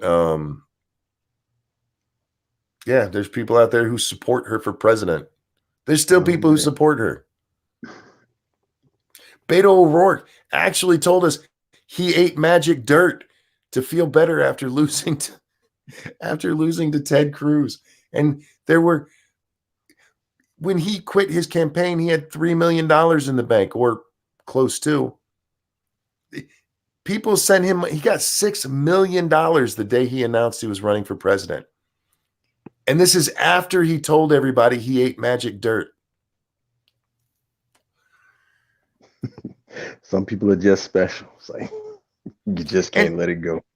I brought that up one time on Twitter that he ate magic dirt, and a whole bunch of lefties were like, "No, nah." Like, no, it's actually in the Washington fucking Post. It's not like I read this in the Inquirer. This was reported in the Washington Post, for fuck's sake. He told people he did that. He went and ate a mud pie or some stupid shit to feel better because he lost an election, which, by the way, I can't imagine losing an election feels good. Not only did your opponent win, but that means millions of people didn't like you. That's a horrible, because an election is a popularity contest. And there was, what was that movie? Jack Lemmon and oh god, the guy from Rockford Files, James Gardner, is that his name? They did one where they were both ex-presidents, and there's a moment where Jack Lemmon, he's talking about it, and because he lost one of the elections, and he talks about it. It meant like 40 million people voted against. 40 million people didn't like him. I was like, oh, that's gotta suck. That's got no, not Walter Matthau, James Garner. I'm not thinking of Grumpy Old Men. It's I forget the name of the movie. But yeah, they played ex-presidents. I can't believe nobody's seen that. It was a funny movie. My Fellow Americans, was that the name of that one? Yeah, it was a cute movie. Yeah, I think that's what it is right there. My Fellow Americans. Yeah, political movies don't tend to last as long. People don't remember them as well. I believe Jennifer Garner is his daughter. Is Jennifer Garner related to James Garner? I think so. Nut says, hit like, please. Yes, hit like, please. It makes people, look, guys, when you hit like on because I know some people are, I'm going to wait till the end of the stream. And that's fine. That's your business. But YouTube does tend to show people or to promote streams more when they have more likes. So if you could like it, I appreciate it. And like your favorite streamers as they're live if you can. Because, yeah, it does help because YouTube's fucking weird. Mm-hmm. They won't tell you when the stream starts. How you feeling about YouTube these days, Pat? I do not know, man. It's like they keep changing their rules, their terms of services. Basically, like I said, putting all the responsibility on us instead of, and with this whole like copper thing right there, I feel like that's just gonna create more problems than it is solutions right there. Fair enough. Dragon Mage, thank you. I like the 10 questions to ask on a first date. Oh, was that the SJW thing, right? Where by like the third question you'd be like, nah, fuck it, I'm leaving. Oh, I forgot about that one. The Star Wars one is good too. The top 10 black characters in Star Wars, and like half of them weren't even black. Chewbacca was one of them. And number one was the Force. Like, are you out of your fucking mind? They did put Lando on the list, but he should have been top because Lando was smooth, man. Mm-hmm. Lando was awesome. Especially the Billy D version. Yeah. Oh, yeah. I look, I haven't seen Solo. I'm not gonna watch that crap. They're not ruining my childhood that way. I'm not helping Disney rape my childhood. Let's see. They're sitting in the family car. They're driving up a highway, and they're trying to figure out what the hue on the license plate is, and they think it's Utah. Carter looks forward to the snow. Pinkala was telling me a story, and I'm not sure what's going on. Mace Windu was pretty cool. I didn't like Mace. He doesn't really do much except sit there until he gets killed by Palpatine. I mean, that was an interesting scene. It was a good, he held his own there for a minute before he got bitch killed. He deserved better. At least, get sliced by lightsaber, blown out a fucking window. Go fuck yourselves. Yeah, but most of the time he just sat there at the Jedi Council and said stupid shit, putting themselves in more danger because it made no damn sense. The Jedi Council doesn't agree with that, so we're just gonna not. Oh, all right. This doesn't look like it's gonna go bad in any way possible. Lando was also a gambling addict and a turncoat. Well, by that measure, so was Han. He was a gambling addict. But a turncoat, he had no choice. He was trying to save his people, and then he did save everyone else. So he hedged his bets. What's the word I'm looking for here? He played the long game. Because remember, as soon as they start marching them away, he calls in his little bald dude with the things on his head. I got called Mace Windu a lot because of my last name. Is it Mace? Lando is better than Finn. Everybody is better than Finn. Jar Jar is better than Finn. But we're not going back into Star Wars, guys. We're not going back. We've done that like 4 days in a row now. But yeah, the Root actually has provided us with quite a few of those stories that just seem to linger. Oh God, the Root. Oh man, I love the Root. The what's the one the oh shit. There's an offshoot of the Root, something Brothers, which is also a great source of comedy, unintentional comedy, where it's like, you didn't really write that, did you? But yeah, lots of that stuff, and it just gets in my brain, and I sit around a lot, you guys, because I can't do much else, and I just think, and my brain goes to some, let's call them dark places. And I can't help it. The last one I did want to talk about today is Papa John's. Oh, what did Papa do now? Well, old Papa John, he came out and he's basically dragging the company. Yes, the really smart brothers. Thank you, Black Romeo. Yeah, they're great for comedy. Sometimes intentional comedy, and sometimes, wow, I can't believe you wrote that. But Papa John was forced out of his company. He, in a meeting talking about racist nonsense, he quoted somebody else and he dropped an N-bomb. Mm-hmm. He wasn't saying it himself. He was quoting what somebody else said. And instead of saying N-word, he said the word itself. And so the board kicked him out of the company he had built. And now he's out there dragging him. He doesn't want back in. He's selling off all of his stock because he used to be the number one stockholder. But he's selling it off. He's not the number one stockholder anymore. And he says he's getting out of it because it's not what he built. Mm-hmm. He actually said that he's had 40 pizzas in 30 days and it's just not the same, which I don't know. I never eat Papa John's. But yeah, so he's in the news for that for some reason. The guy who got kicked out of his own company is doesn't like the company anymore. I'm shocked. I don't know about you, Pat. Yeah. But he does say some stuff. Yeah, right. He does say some stuff that's kind of true that I wanted to talk about. One of the things he talked about is since he's gone, his handpicked successor took over, and they quietly got him out too because he wasn't doing a very good job. And they brought in some people who they're the kind of people who went to business school rather than building a business. And I've talked about this before, like with Walmart. This was one of the biggest problems with Walmart. When you have a guy who builds a company, he tends to put a lot of love into it.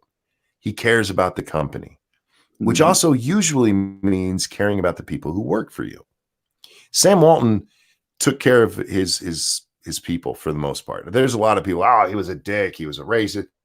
Sam took care of his people along the way. And he knew you had to treat workers right. And when he died, and they just bring in people who went to business school to learn how to run a business instead of people who actually built that business, things start to change. It becomes all about that bottom line. And he basically complains about that in this interview he gave. It's like they don't care about the people anymore, and the people are the business. And this happens too often. Those of you who like Chick-fil-A, I want to let you know this now.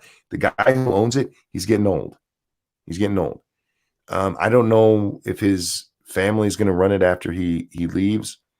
But the moment that you hear that they've brought in somebody who used to run McDonald's or something like that, stop eating there, because it's going to go to crap.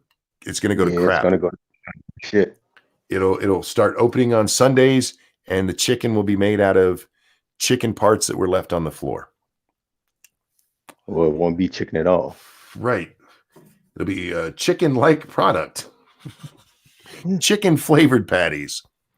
And you'll notice a change in the people. That's when you start hearing this company doesn't care about us. That's when you start hearing that. It's when people who go to business school get put in charge of businesses they didn't build because they don't know what built that business. They know what they were taught in business school, and oftentimes it is exactly contrary to what built that business. For Walmart, I got there right after Sam. So this is as the company is changing, and they'd stopped making managers read Sam's book. It used to be part of their training. They had to read Sam's book, Made in America or whatever it was called. And they just started slowly getting rid of Sam altogether. But one of Sam's ideas was that you need to have people on the floor to be able to answer questions for customers. So that meant you had a department manager and at least one other person working there, so that at all times you had somebody covering that area who knew the area, by the way, who knew where stuff was and could at least answer questions a little bit about how stuff worked. And then some jackass who went to business school comes in and he's like, no. What we need is just 5 employees who work all over the store. And so now if you go to a Walmart after like 5 and try to get help somewhere, and look, a lot of places, if even before 5, but after 5 and try to get help, if you can find somebody, they don't fucking know, but it's okay because they're saving money, y'all. Mm-hmm. Now, Monkey, Mr. Owen in the chat saying like the founder of Chick-fil-A is already dead. It's been run by his kids. Oh, I thought he was still alive. Oh, okay. So he died a few years ago and run by his kids. But my point being, once it gets turned over to somebody who wasn't part of it being built, who just went to business school, get the fuck out. Don't eat their chicken no more. Cult of Krill says it's next to impossible to find help at my local Walmart. Yeah, that's not surprising. It's really not. They realized, because I forget how many departments we had. I think we had like 15 department managers, which also meant you had at least 15 floor associates. And actually it was closer to 30 because a lot of departments had 2, some had 3. And they cut that down to where like you still had the 15 department managers, which they eventually combined some of those to get it down to like 10. And then you have like 10 floor associates. Look how much money they saved by not having all those other people. Meanwhile, there's a lot of people who are going to online shopping, and Walmart, they've been fighting to get into that market, but there's still a lot of sales that go through their brick and mortar store from the actual building. And the way you keep that going is by having customer fucking service, you retards. I used to have customers who would come in, even because I ran the pet department for a while, Pat. Mm-hmm. When I left the pet department, I had customers who would still come and find me to answer questions for them about the pet department because we'd built that relationship. I talked to them so much and answered so many questions for them. They would come find me because they knew, hey, he knows what I need to know. That's how you get people keep coming back in instead of clicking a button on a fucking computer screen. You stupid motherfuckers. My favorite though, Pat, is they hired this guy who was a military man. And I'm not going to drag military guys here, but I do want to point this out. He was a military man. So he was going to streamline everything and make everybody work harder. And he had this plan where everything in the store, they timed it to see how long it would take. They timed it, see how long it would take. And they gave us these quotas we had to meet. They actually gave us time limits on stuff, which left no time for helping customers. That kind of shit works in the military because you don't have customers you have to serve. Yeah. You don't have somebody coming up and interrupting you while you're trying to stock a shelf, asking you, where they can find the thing they're standing right next to. They got rid of him and went, whoops, that was a mistake. Like, we all told you that, you dumb motherfuckers. But he's gone into other business. He's not a bad guy, but he's gone into other businesses that aren't customer service related and help them by just give these people time frames to try to hit. It'll help them, it'll motivate them a little bit to hit that time. And so it had helped other companies, but they brought them into a customer service place, and like that doesn't work here. That just mix. In the military, the only people trying to interrupt you are shooting at you, right? No, I mean, in the military, everything is regimented, and there's a reason for it, and it's a good thing. But that doesn't work everywhere. In my mind, if a Walmart doesn't have a book section, then it isn't a self-respecting store. Are there some that don't have book sections? I mean, ours is horribly small, but yeah, we still have a book section. Like, don't read, kids. Anyhow, Pat, we're at 1 hour and 40 minutes. We're close to 2 hours, and I'm winding down here. Was there anything you had on your mind? Well, like I said, yeah, besides that whole Anna Navarro thing and stuff like that, I think the only thing I really seen on Twitter was like, everybody's still like losing their stuff over the whole, trans athlete thing of how trans, athletes are like erasing, females, like dominating female sports and erasing their history and all that right there. And so I had tweeted out like, is it wrong that but part of me is like actually, enjoying the fact that this shit is happening because, see, it's like for me, it's like, how can I put this? Like, I'm enjoying it because it's like we told people that that if they let this stuff fly right here, that what it was going to do, like the first thing it was going to do, it was going to attack women's sports. It was going to take them over. It was going to dominate and all this stuff right there. And everything that these feminists have been pushing and things like that, it was going to come back and it was going to blow in their face. Mm-hmm. And now it's happening. And the main people who were supporting this are now complaining about it. And I'm just like, hey, you reap what you sow. So it's like, I hate it. It's jacked up and things like that. And everybody's giving like good examples of how it's happening, like the biological advantage and all that right there, and the science and all that and things like that, But, hey, they said this is what we wanted, this is what we're fighting for, and things like that. Here it is. Women are getting their ass whooped in sports. Now a lot of people are screaming it's unfair, which in my mind it is, but I'm just like, that's what y'all asses get. Well, I've because we always hear about turfs, and turfs are bad. I'm kind of on their side, and I always have been for the reasons you talk about. Oh, sorry, my daughter-in-law. Well, my son's. I don't know what they are, but she sent me a picture of their tree with a pumpkin in front of it, just staring at it. Anyhow, I've kind of been on the turf side because they're right. No matter what you think of feminism, they were fighting for women.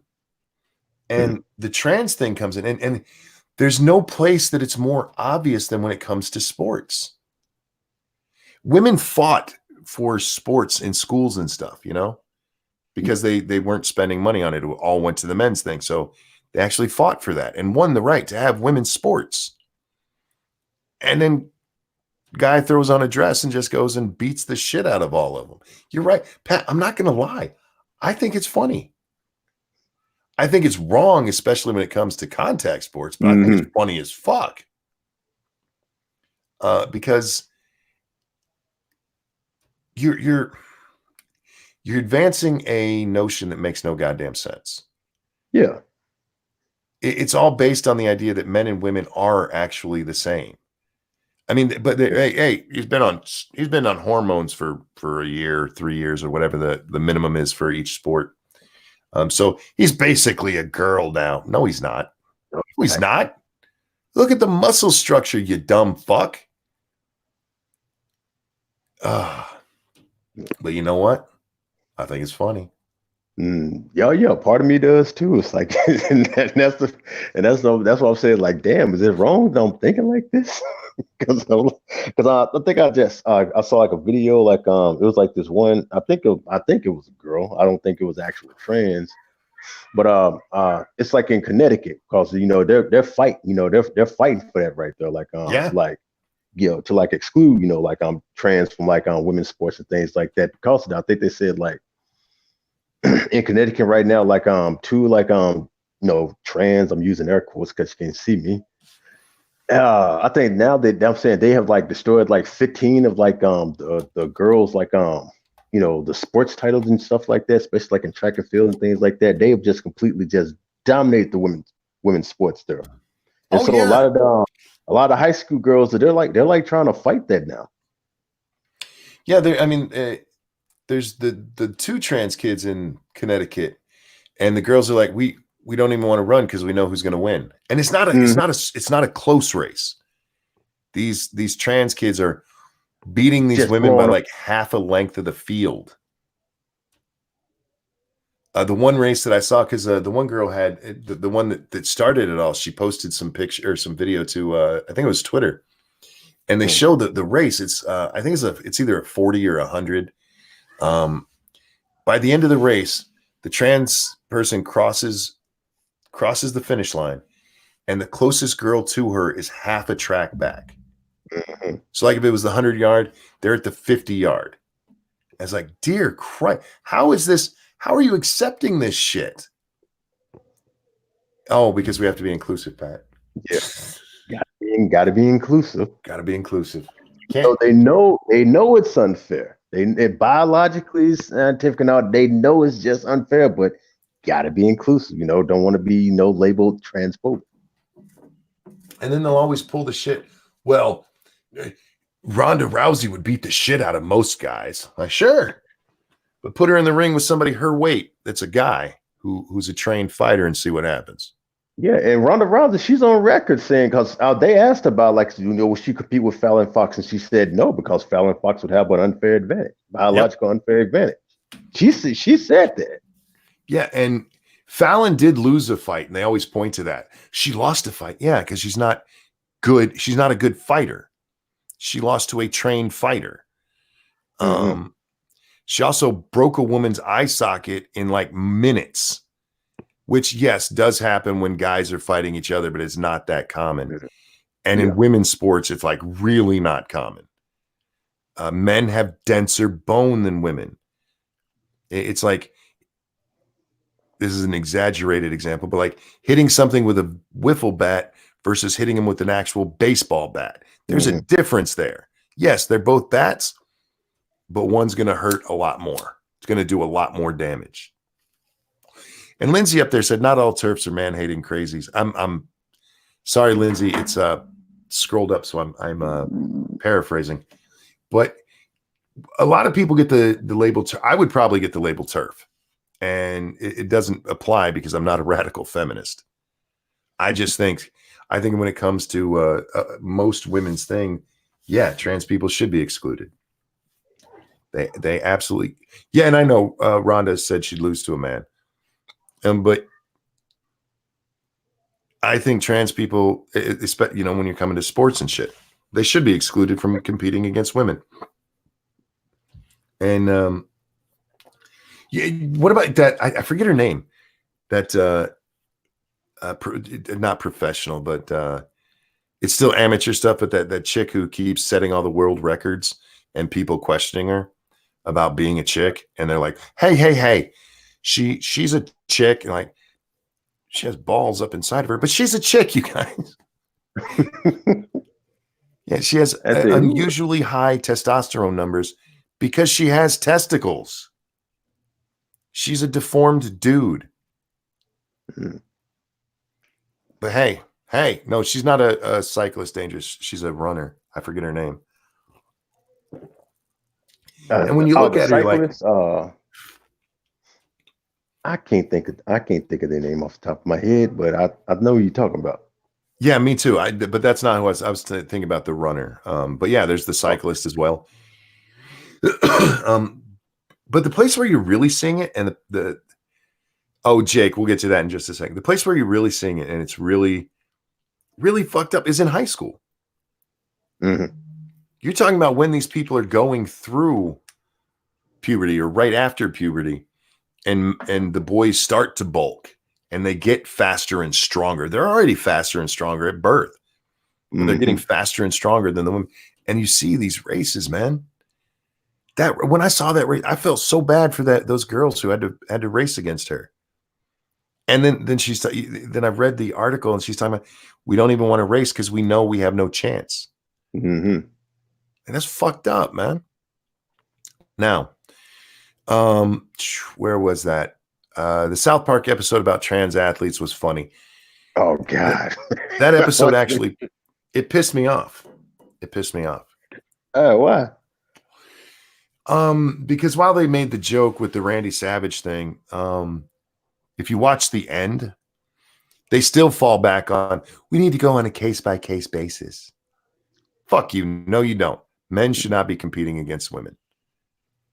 I don't care how girly the man looks to you. It's not fair. Mm-hmm. It is not a fair competition. Let that man race against men. He can wear a dress as he races against them. I don't give a fuck. But you race against men. Dragon Mage, thank you. A lot of trans athletes were failing when facing men. Yeah. Yeah. We had the that weightlifter, the one who set the records as the women's world records.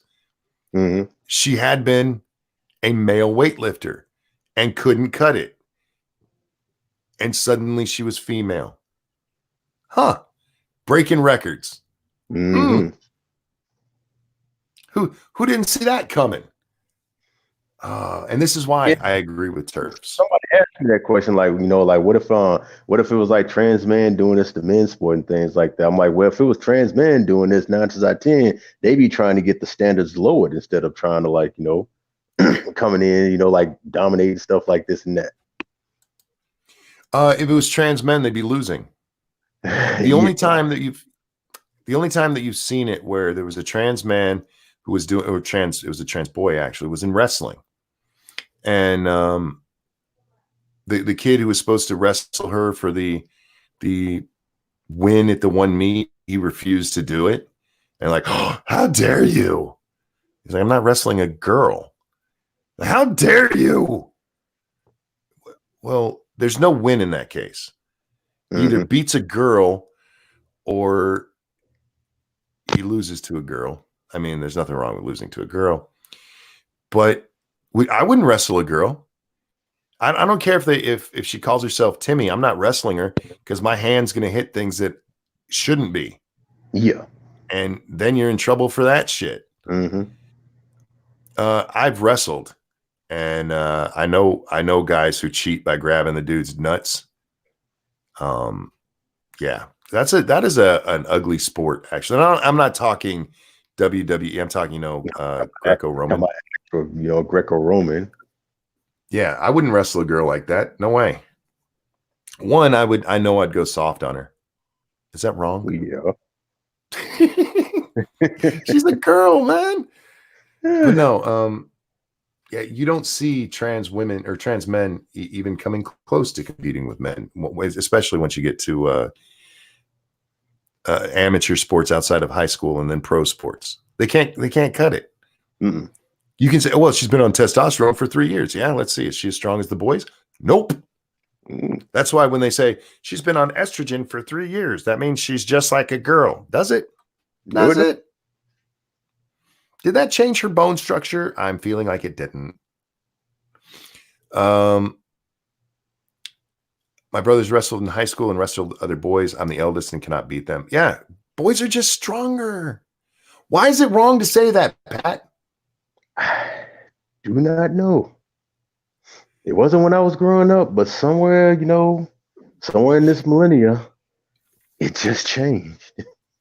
And that's why I hated the South Park episode. The part everybody pays attention to, and Dangerous, I don't know the name. I don't remember the name. So I've seen you ask the question. I don't know.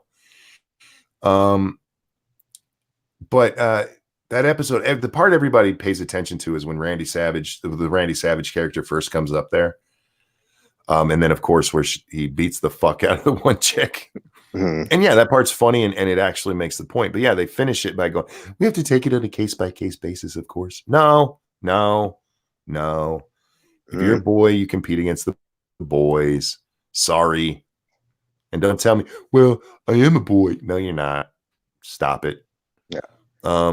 You can have gender dysphoria. It doesn't change what you were born as. It doesn't.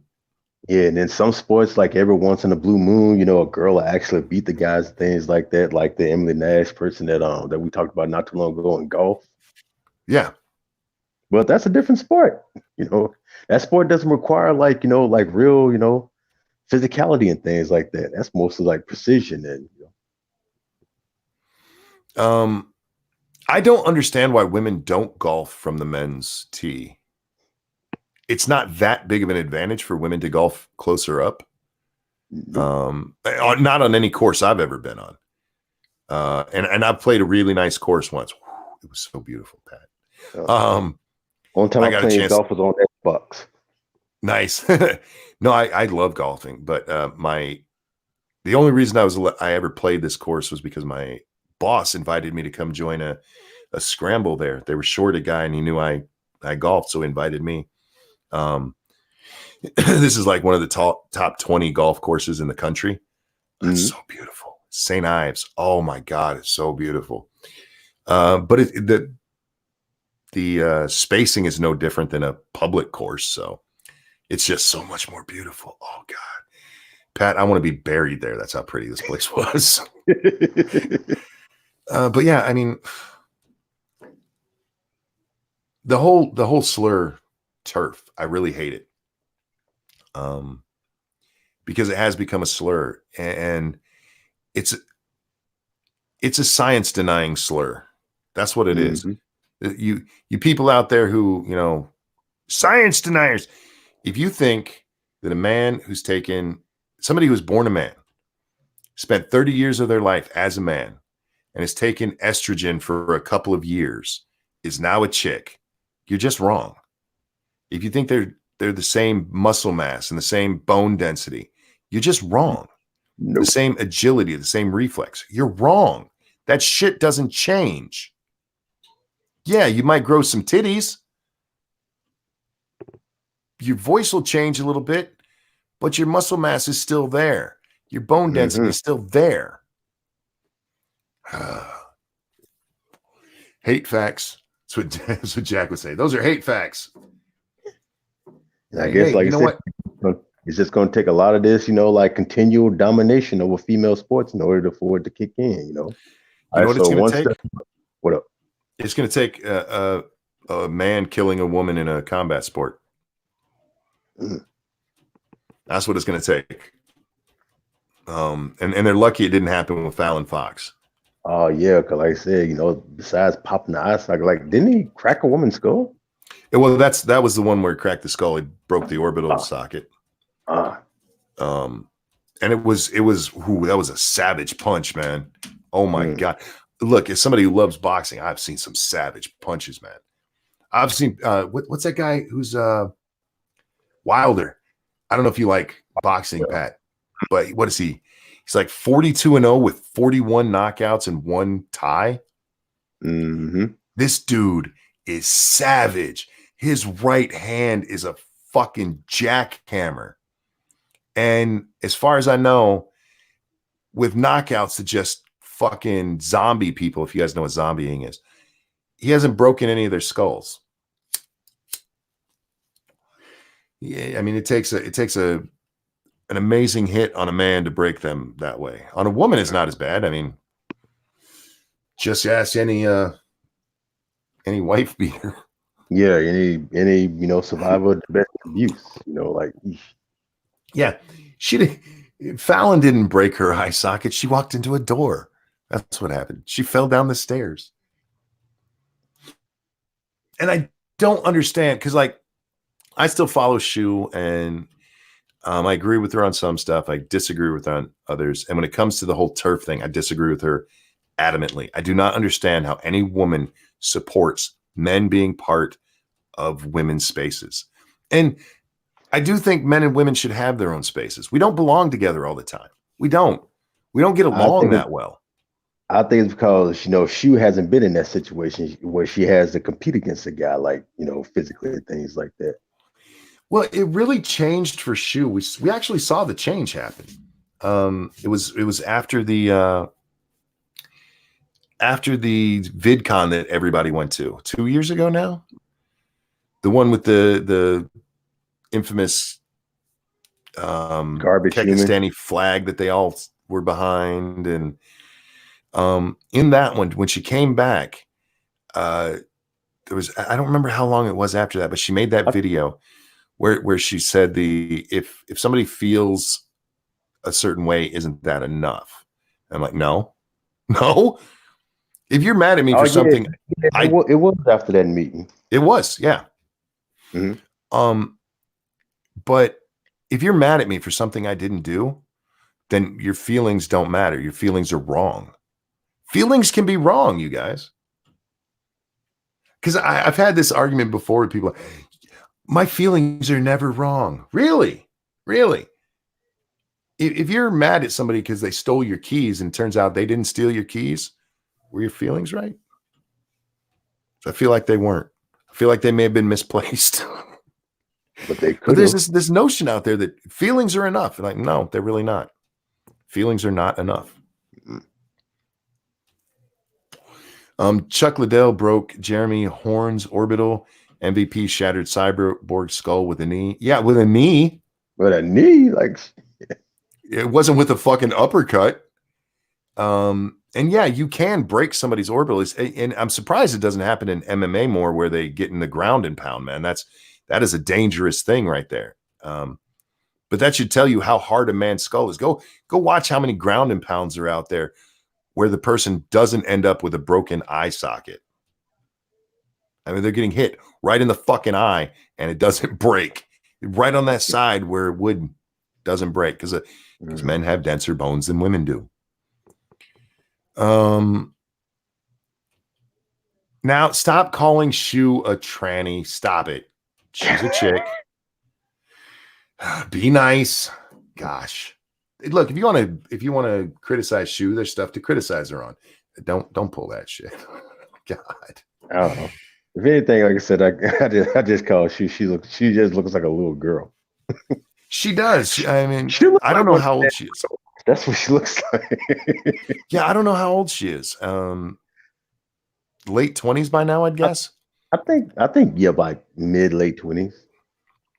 And she does go for that kind of girlish look. And do you, sweetheart. I don't have a problem with it.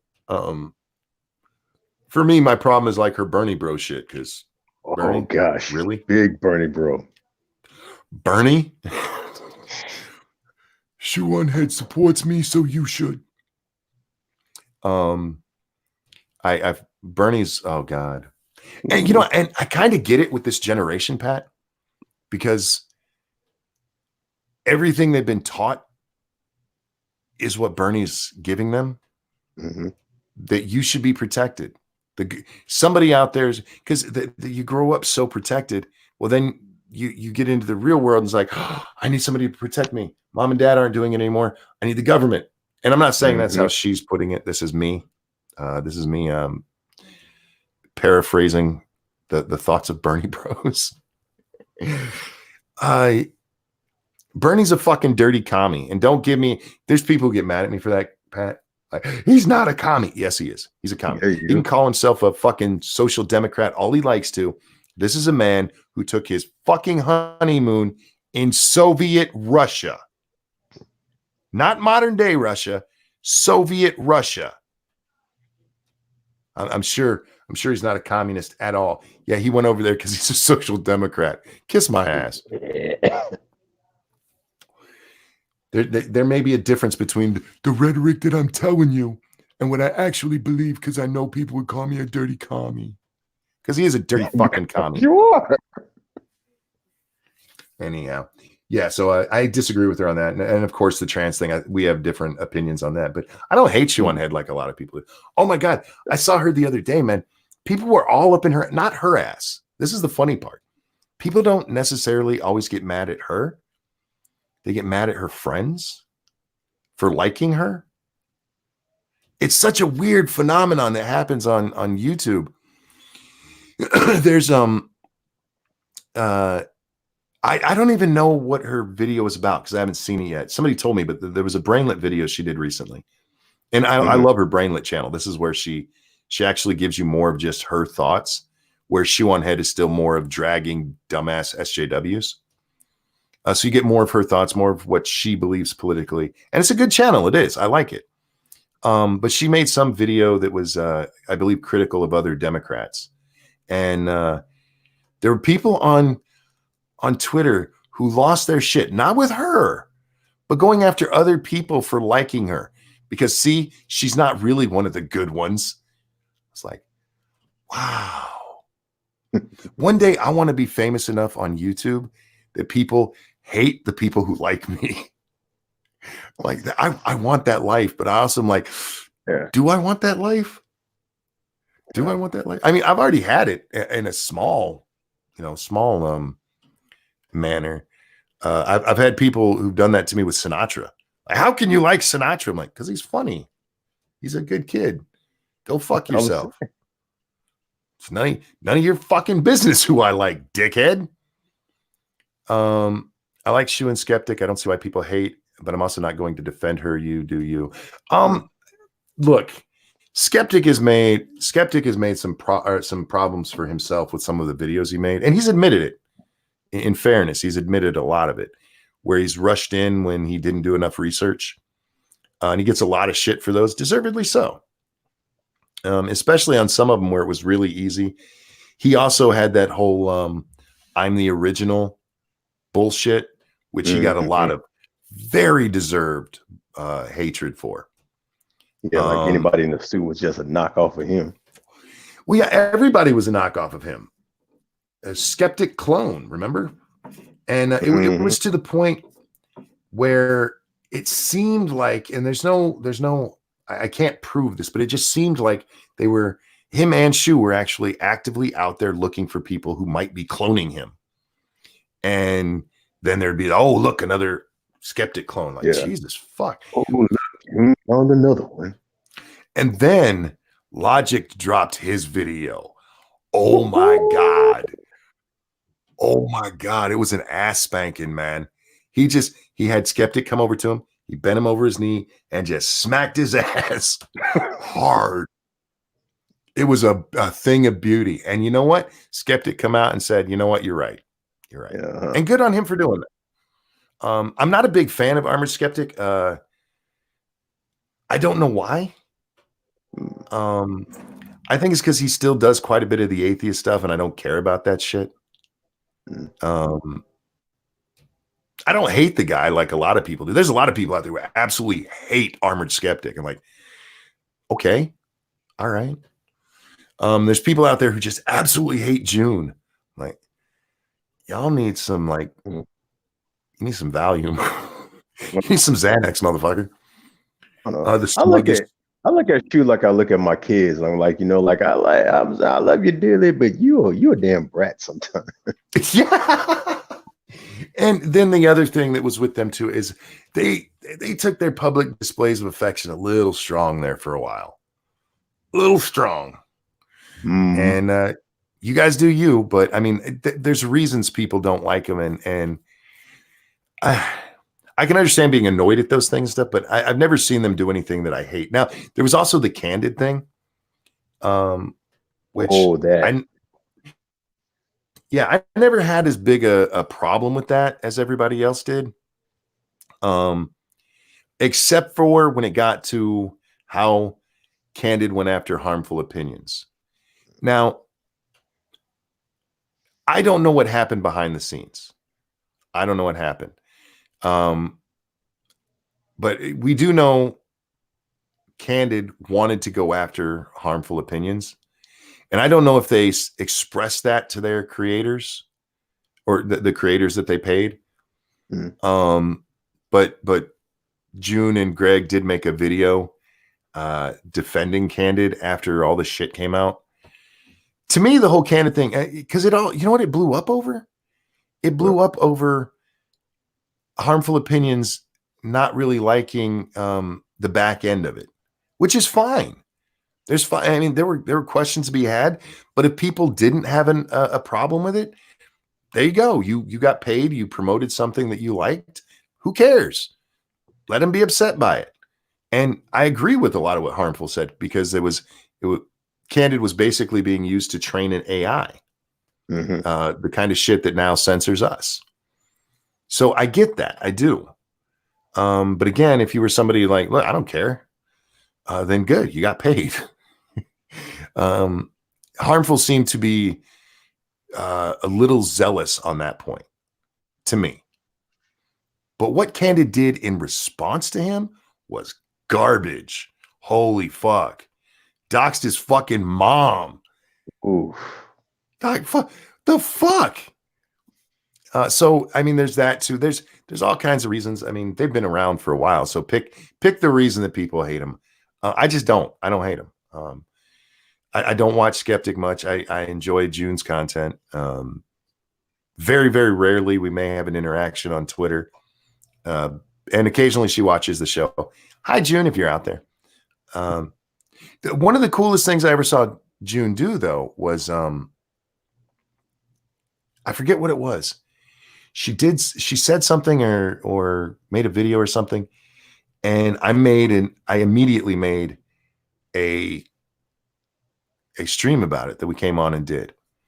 And I didn't even know Shu paid attention to me, but apparently she saw that I was doing that stream, and she was actually in the stream chat.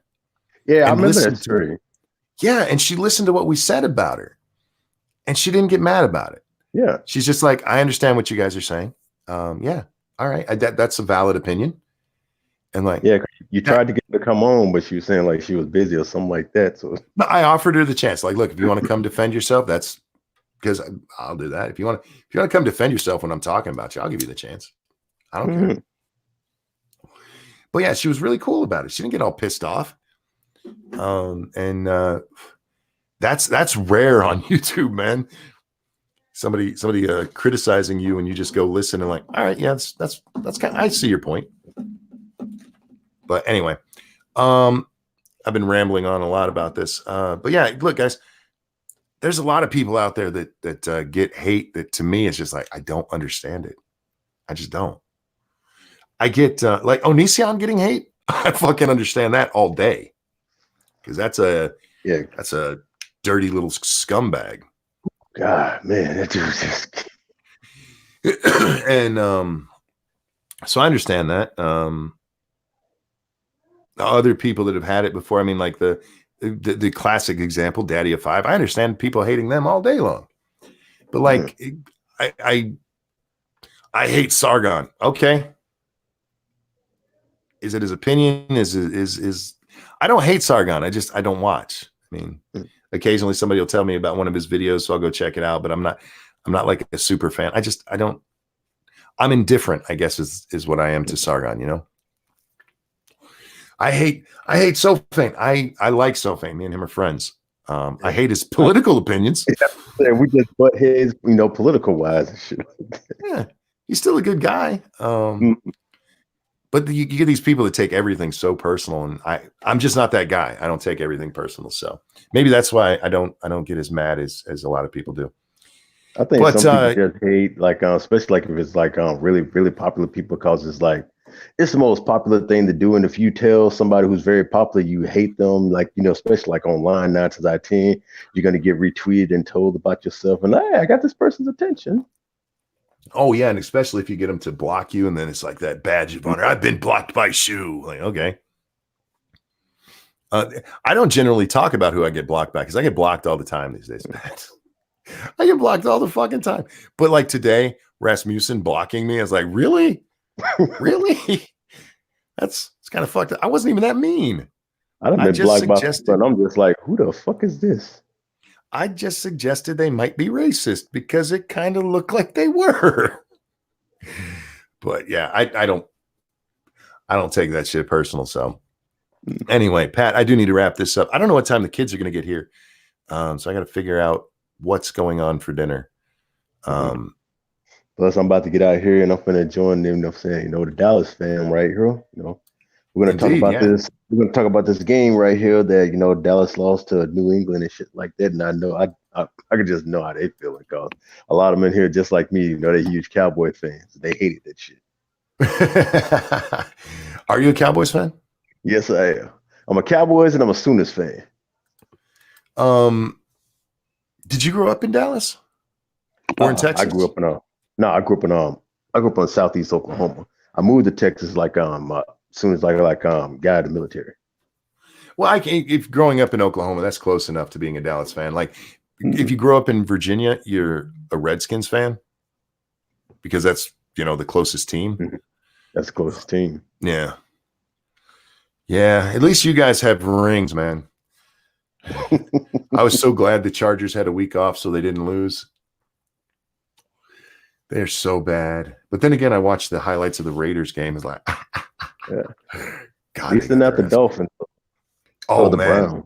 Or the Bengals, man. The Browns have actually had a couple of good games. The Bengals, there's a guy in Cincinnati who said he's going to live on his roof until they win. And they haven't won yet. Woo. Yeah, it's getting cold up there in Cincinnati. Yeah, he told his wife, and his wife told people online. So he's like, all right, fuck it, I'll do it. And he's actually living up on his roof. It's weird. I wonder where he goes to the bathroom. Anyhow, on that note, Pat, I'm going to wrap this one up. Thank you, ladies and gentlemen, for coming and hanging out with us on the after party. I don't mean to make these as regular as they are. I just had time on my hands. So, and I got annoyed by that stupid Rasmussen thing. But I hope you guys are enjoying them. Thank you so much for the donations. You guys are so very generous. And I can't tell you, not just the money, but the support you guys give me by being here every day. It's fucking amazing. And I love you. I want to thank P-Dog, who's no longer here. Make sure you check out his channel. It's P-Dog Night. And he has his morning night show every weekday at 10 p.m. Eastern time. And then sometimes on either Saturday or Sunday, he'll do an extra one. So follow him, follow his channel, and follow him on Twitter so you know. And Pat, is there anything you'd like to plug today? Yeah. Also, check me out on my channel, Your Boy Pat, and also on Psycho Rick, where like a couple of days ago, I just dropped down a video about a girl named Natasha Cornett. It's kind of like the whole like murder porn thing right there that I'm doing. It's like, cause she was part of like a clique that murdered like a religious family and things like that. So I dropped that down not too long ago, and so check it out. Check out the rest of the content. Give me a like, share, and subscribe. I'm trying to build it up to 1,000 subs. All righty. And look, seriously, I know I was fawning over you earlier, but I really, Jack was like, I really love that channel, and I hadn't really had a chance to watch it. And then I started with the Maryland thing, and oh my God, I love your content over there. It's awesome, man. Yeah. So yeah, check that out, guys. Tonight we're on Scribe Light's channel. We'll be over there in about 4 hours, 9 p.m. Eastern time for Lords of the Night. I don't know if we're having a game stream afterwards. It's a maybe, last I heard. Excuse me, I wouldn't count on it, but if we're not, I will probably be gaming. Excuse me, over on Ranting Monkey Games. The link is below. Please make sure you check that out. Audience, thank you guys. Best audience on the planet. You guys are fucking amazing, and I love you. Pat, thank you so much for coming.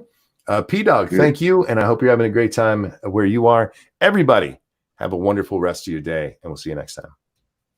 Bye, everybody. See you later on Lords. This